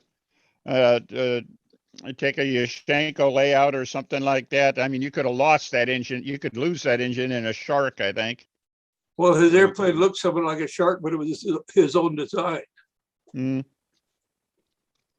But that goes back. How's the muffler going to not hit the leading edge of the wing if it's side mounted? Well, Doesn't matter. It's just rear exhaust. they got a You can relatively, rise it or lower it, you know. they got a relatively, well, it's a long shaft though. As I Yeah, say, man, got a long relative, shaft puts it back pretty far. yeah, I'll bet you, despite what I'm remembering, and remember this is, yeah, Okay. it's pretty short. Huh.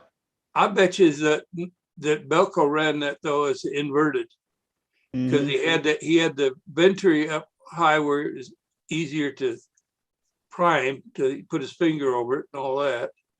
But how could the tank work? Well, the tank has to center on the needle valve.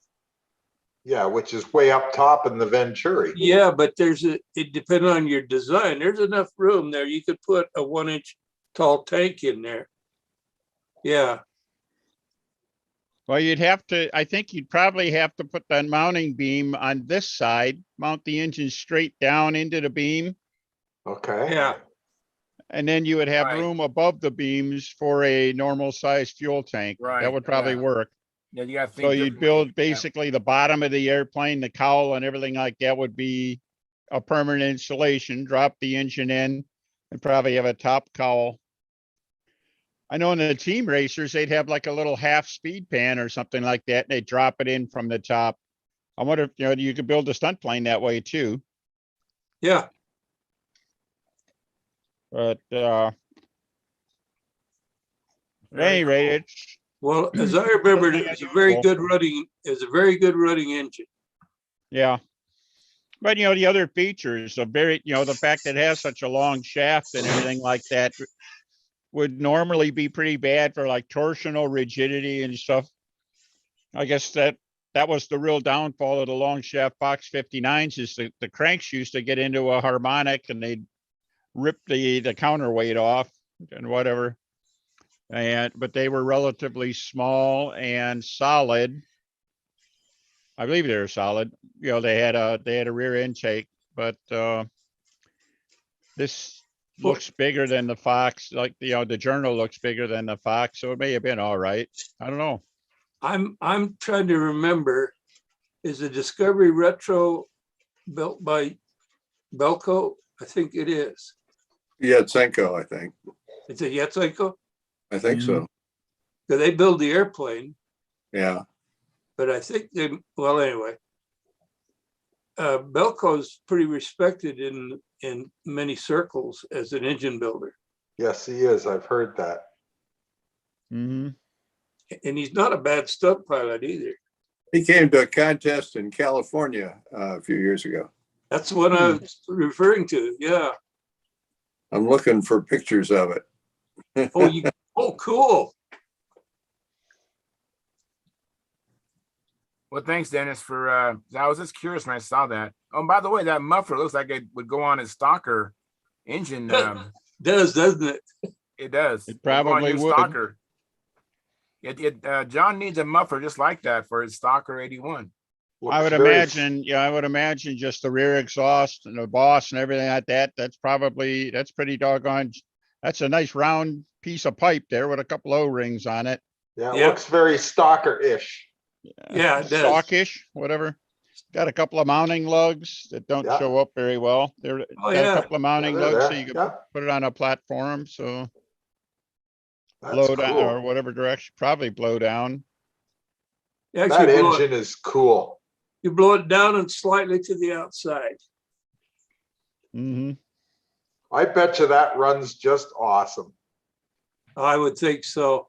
Yeah. That is very cool motor.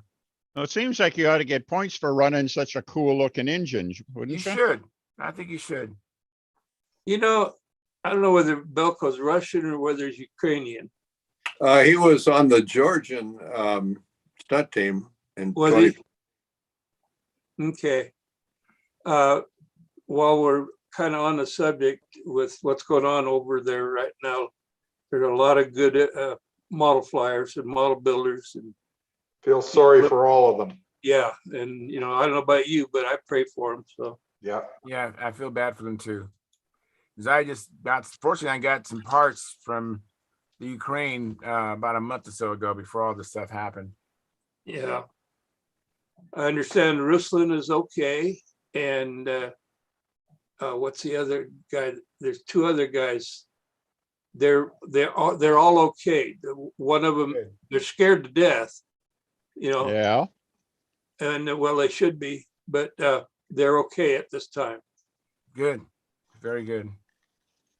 Hey Joe, did you see that Wankel motor? I know you was stepped away. Yeah, I saw it. I saw it. Yeah. Good. Pretty cool.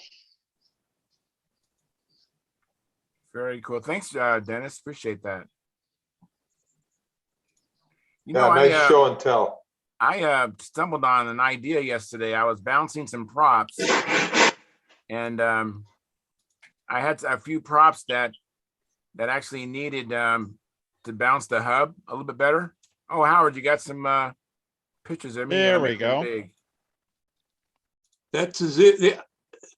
Oh, that's that other engine. That's the one that has a dual exhaust. You can rotate those and move those exhaust whatever you call them, nipples, whatever they are. You can set them several different ways. Yeah, Gordon Delaney had one of those, and then he traded it to me for something, and then he wanted to trade back later, and then he sold it. What kind of spinner was that, Howard? That spinner looks kind of. It looks like it's woven from some fabric that's part carbon and part Kevlar. Yeah, spinner was intriguing. Yeah, It's carbon wire. his props are like that. So I'll see if I can find some other pictures. All right. Cool. Oh yeah, here's one. Oh, switch it around. Oops, you're just looking at me. That's no good.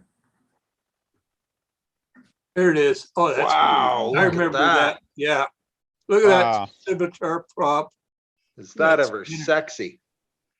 Yeah. That I agree. That is pretty neat. Man, oh man. Look, he's got a little bit of angular cooling going on there. Huh. I don't know if he had an opening underneath. He must Yeah. have. That plane that is really neat. That spinner and that prop combo is cool. Might have some other pictures. Oh, don't see any others. Yeah. Yeah, I remember that. He had a whole bunch, probably about 20 or more Russians or Ukrainians or Georgians or whatever. They're sitting in their folding chairs watching him fly. They had a big old convention over on the edge of the field there where he was pitting. Oh, and Yeah, you remember that? There was a whole bunch of them there. the 2008 meet and meet is what this was. Oh, well, I was at the one in where he flew it probably that same year, but he was at Whittier Narrows with it. Oh, okay. Yeah, I think he was hanging with Igor. Oh. The guy who built the Mars helicopter. Yeah.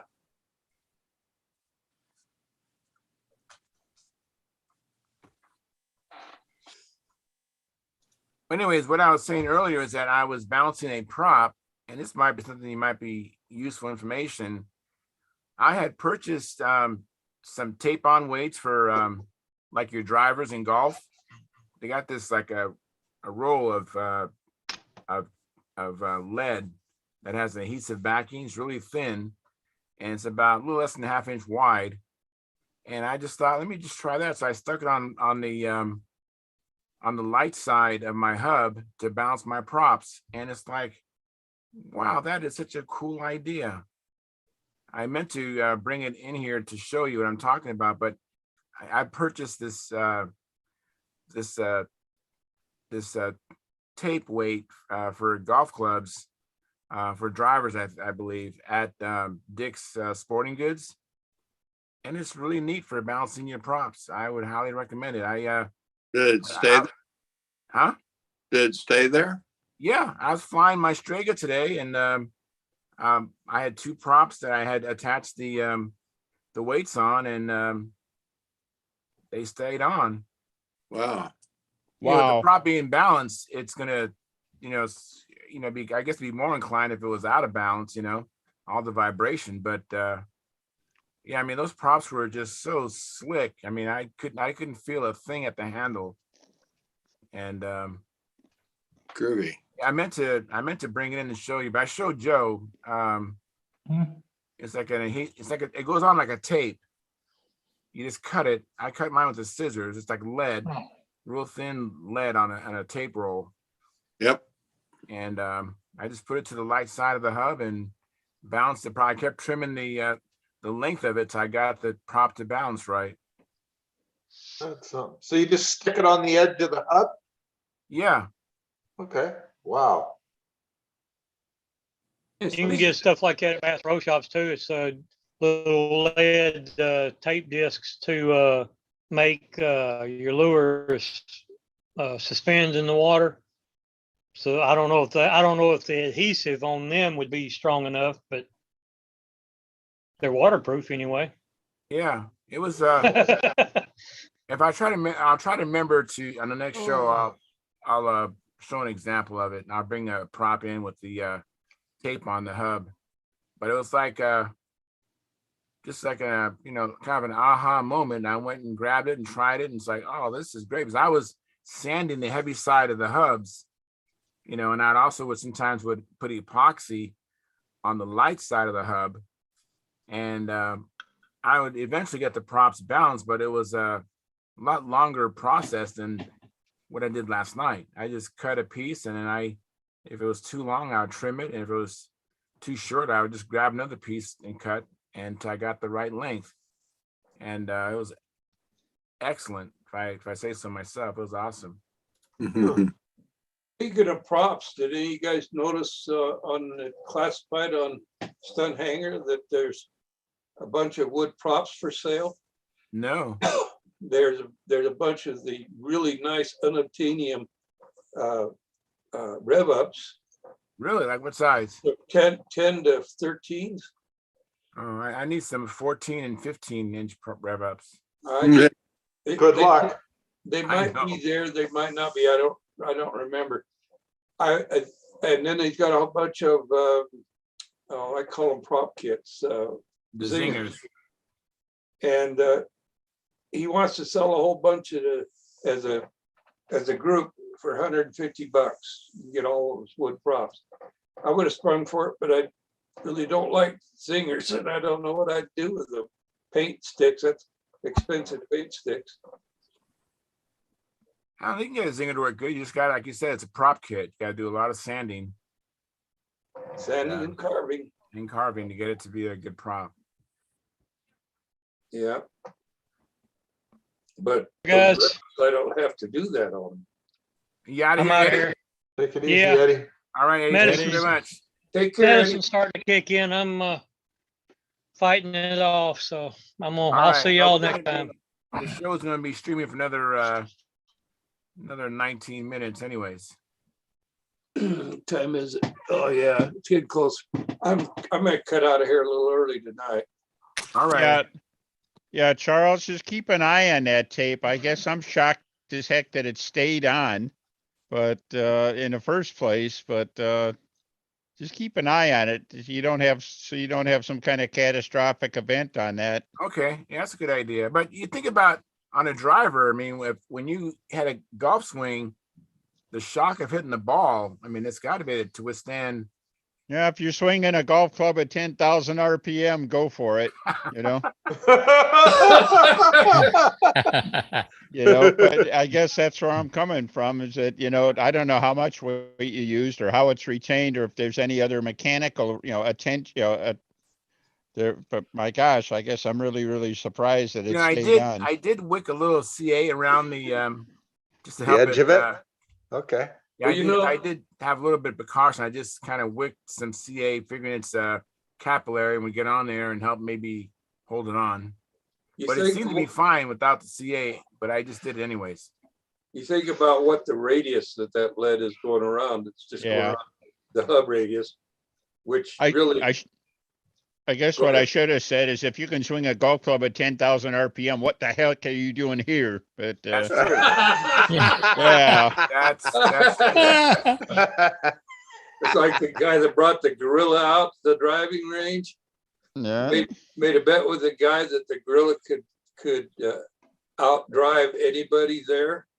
So the guy took him up on it. The guy got up, and he drove 400 yards straight down the fairway. 400 yards, imagine that. Wow. And the gorilla got up, and he drove that ball 650 yards straight down the fairway. The guy says, wow, as he's paying off his bet, wow, he says, that gorilla can really drive. He says, how does he putt? He said, just like he drives. Yeah, so he's not going to win too many tournaments doing that. No. Just like he drives. That's it. Drive for show, putt for dough. For dough. That's right. Yeah. Okay, I got another Bilko picture. Oh, look at that. Look at that. That looks great. Yeah, and this Make it is big. There you go. I'm working Blow on them it. up. maybe I can go sideways. Oops, there it is. This is a big. This is on my computer monitor. Oh, I love that paint job. This is at the 2014 World Champs, and he's on the Moldovan team. I looked at on his wingtip there, and it's Moldova. That is pretty. That's something. That is, Wow. he's got that same shape propeller on there. I bet he's got the same type of spinner on it. Now, I Oh, that can't is tell a- if he's got dual exhaust on it like that other one had. Yeah, I don't see any other pictures of it here. There might be a, now there's his buddy. Well, he's got the dual exhaust on it. Yeah. R&B. Wow. I say, they like the big tall fins, don't they? They do. Look at the height of that thing. Yeah. Now, I wonder where the elevator horn is at on that plane. Well, I don't know. Got to be on top of the Why? stab. On top of the stab, there's not enough room Oh, under okay, it. yeah, there's not much room under it. You're right. Well, it's an inline airplane, so, or looks like an inline airplane, so I don't think it's in line. probably got room I on think it's either lower. side. Yeah, it looks Oh, like it's in line to inline. me. It's in line, and most likely there's 2 push rods on it. You know, or not 2. Back up a minute. Going to the bell crank. I Yeah, think that stab is below the wing. No, I don't it think looks so. like it. I think it's in line. See, the one, the white, red and white one behind him is an inline as well. Wait, can you lift your camera up a little bit? That's No, that's not an inline. what's his name's airplane from South Africa Oh, oh, yeah, yeah, Keith yeah, Renical. yeah. before it crashed. Mhm. Yeah, Keith Renical. Yeah, Yeah. right. That reminds me of that lace maker, in a way. Please tell me that was just a pitch and that's not where you were actually flying. Yes and yes, respectfully. Oh, Let's see if I can find a picture of the circle. It's That wing gear sure is wide on that plane there. this is not the best medium for doing this, but I can scroll through here and see other stuff. Yeah, look at the grass. There's It's rough. Rafael and Rafaela from Brazil. There's Is that Rusty? Rusties. Resties, yeah, the Japanese posse. I like that Back to rudder. the Japanese posse. I want to see how they transported those. Did they make those transporters specifically to fit in that type of van? That's Yeah. Let's see. There's that. There's oh, they did. Okay, no, I see what they did. Interesting. it looks like a piece of string across it. Yep. Yeah. All right. What else we got here? There's Igor. Ooh, look at that. Ooh, I There's love that. Igor's buddy. That's my upside down thing. There's Benny. Renee, yeah, Benny Rodriguez. yeah. Oh, no, it's broke. Oh, It's a take apart. This is the guy from New Zealand, I think. mm. But airplane together. Yeah, there you can see. Oh, It's not as bad as the pit area, I guess, after all. Where was this at? Slavic, Poland. Oh, okay. Is that the field that ate Kenny Stevens' airplane? Or is that a different thing? It's an adjacent circle. It was a little worse than this. Okay. Hey, there's a good airplane. Hey, Oh, hey, all that's a right. good airplane. Yeah. So enough of that, I guess. Well, thanks for sharing those. Yeah, thank you very much. Those paint Okay. jobs are That was amazing. cool. Put together better programs once I figure out how to do it. Thank you, Howard. That was awesome. I got a lot of old Nats pictures and stuff like that. hey, Howard, I'm Yeah. still trying to recover from the sticker shock of you and Paul Walker and your expensive top coat. Oh, that doesn't use it. He's this is a Philip Granderson. This is a Jive Combat Team thing. Okay. Yeah, it doesn't. I don't think it costs that much. The hardener last time I bought some was $200 a quart, though. Okay. Wow. That's just unreal. Not a Wow. quart. A gallon, you said. Oh, he said a quart. $200 a quart for the hardener. Wow. I got a gallon of clear a long time ago. I haven't used much of it yet. That's good. Otherwise, you'd have to get another one. Yeah. Wow. Hey guys, we're gonna blind you for a moment. Yeah, Go for it. big here. Hang Here on. it is. We got half a side done.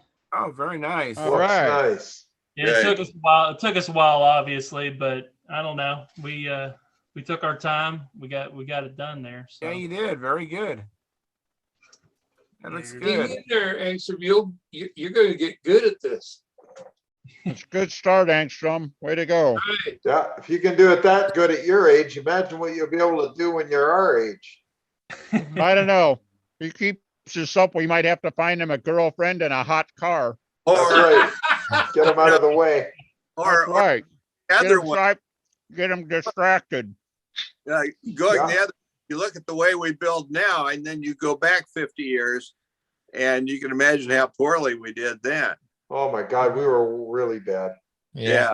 I remember building a profile Sterling F-51, and I didn't put a lick of sandpaper to that fuselage, not a lick. Nice. And I flew that airplane for 6-7 years, and I finally gave it. It's still flying. You know, the ground. It was so ugly. The ground pushed it away. Yeah. Oh, that looks pretty good, Tryon. You got a nice finish there. You betcha. Now see a couple of little red or blue or yellow stripes on there and things like that. Dress that thing up. Really look good. Yeah, we'll spruce it up with something. Yeah. Just Oh, wanted to- yeah. That's Tryon, cool. that was film, right, Tryon? He ironed on film. That wasn't paint, correct? Oh, yeah. That looks good. Wow, you did Did good. you get some different covering there, Tryon? He's muted. Oh, you Oh. muted it. That looks good, though. Talking to Angstrom. No, I'm talking to Tryon. Wow. Tryon, unmute your mic. I want to know what you did with the covering that didn't work the other night. Hey, we're gonna head out, guys. We're All right. calling. it. Hey, thanks, Brendan, and thanks, Angstrom. Hey, Brendan. Take it easy, Oh, yeah. guys. Sorry, guys. Thank you, fellas. I thought I did unmute myself. So yeah. No, it's okay. What happened Uh, with that film you had the other night that didn't work? Did you use it or did you? It's not iron on film. It's just Okay. a piece of film. Wow, of, that's the crazy, eh? color. So Okay, so you got another roll. Okay, yeah, so I got this is ultra coat. beautiful. So, Can't go wrong with Ultra Coat. No, How it's did you good get stuff. I mean, those things look excellent, Tryon. I mean, how'd you prep the wood for the film? That looks perfect. Yeah, very nicely done. How'd you do that, Tryon? I mean, I don't see any dimples or any No anything little on the boulders surface. under there. Yeah. You no, it's just that's how I this is the kind of work I do.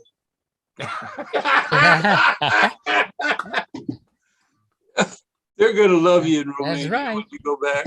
so tell me the So prep. this I mean, is what I do. I mean, if you really want to know what I do is just I put the film on top of the piece, and you can even get your helping hands like a piece of Scotch tape. Put the tape in the corners, right? Like Yeah. that, on the top of the piece of wood on the flat table, and take your iron and just do the edges only, right? all right. So you do the edges, but you don't do the full end. You just leave a little hole over there so the air is going to escape. Yep. You want the Okay. air to have a way to get out, right? Right. And then I get my heat gun and I start to hit like from the center, like this, towards the edge, right? But if Yeah. I'm hitting like this, I'm hitting this area, I flip it over, I do the opposite, and just move over, flip it over, because I do both. When I do the finish, right? I heat up both sides at the same time. That way it doesn't warp. That's good. Exactly, and I work from the center towards the outside. So as it shrinks down and collapses against the wood, then it will push the air outside towards the ends, right? Yeah. Now, if your ends are sealed, the air has no escape. Nowhere to So- go. Yeah. but I leave like a half an inch, 3/4 of an inch gap over there somewhere, on the end of it. And actually, I leave it on both ends. And once I'm done with that, I come with a iron and not too much heat, but I use this sock, and again, I start from the center, working more towards the edge. So I just iron and just move over, flip it over on the other side, iron a little bit, again, the same technique, just kind of work towards the towards the extremities. So And show that's me all the there's to it, seams. Show me the seams. There's no seams. You can't see them.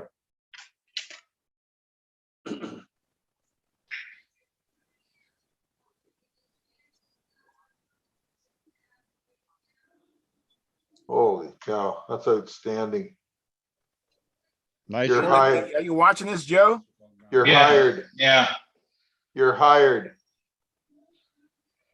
Yep. I am just blown away, Tryon.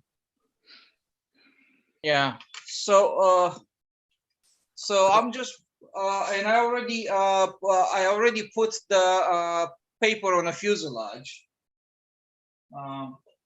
Obviously, it's probably something you cannot see, but I have tissue paper on a fuselage already. Okay. Nice pipe tunnel. And then, yeah. Yeah.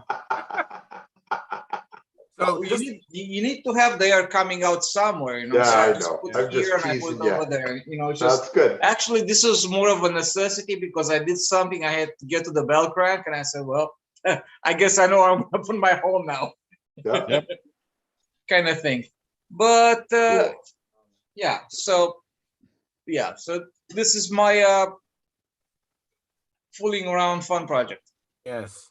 Hey, Tryon, to clarify my understanding, so on the flaps and the control surfaces, you actually just tack the you actually put the iron on the edges, and then you shrink it Yeah. with the gun, and then once it's all shrunk tight, then you go back with the iron and you press it down to Yes, that's Okay. correct.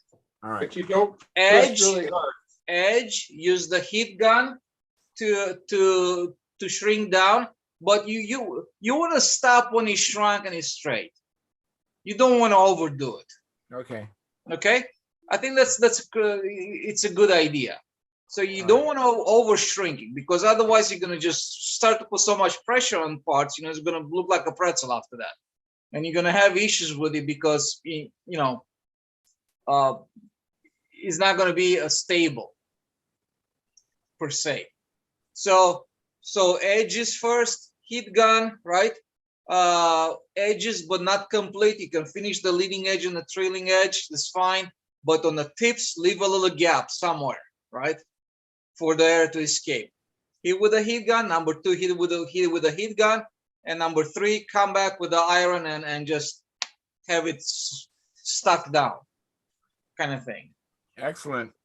Now, if you use that glove on there, you can use the heat gun on your first shrink and just follow with your hand along in there and just put the pressure on it. It will stick it because it's already stuck and the glue is activated for the heat shrinking.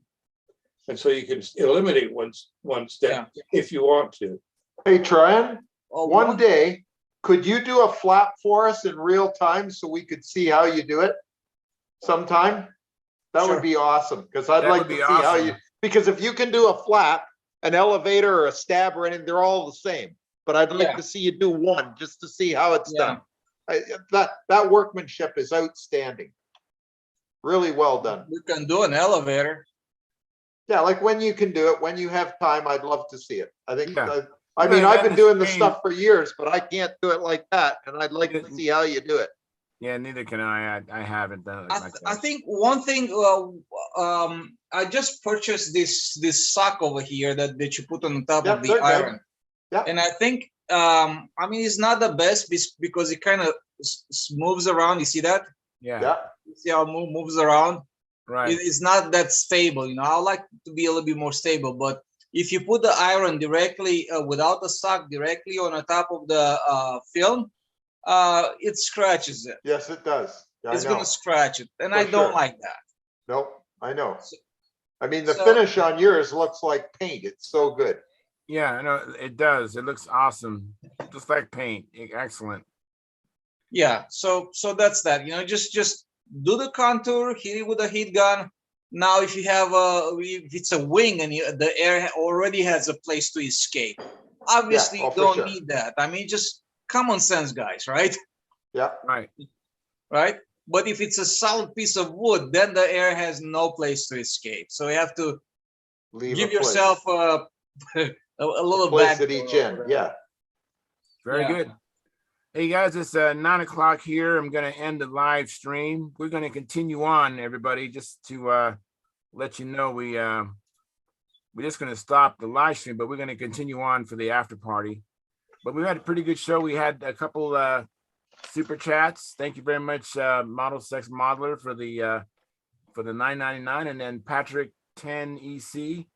He gave us another $10, so for $19.99 for a total tonight. Wow. Thank you very much. Appreciate it. And we had a little bit of help in the chat box for the show.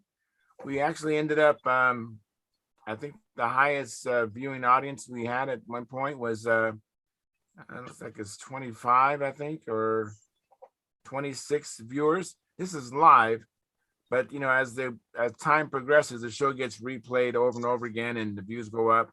But unfortunately, the likes don't go up. So if you're at this end of the show, obviously you've liked it.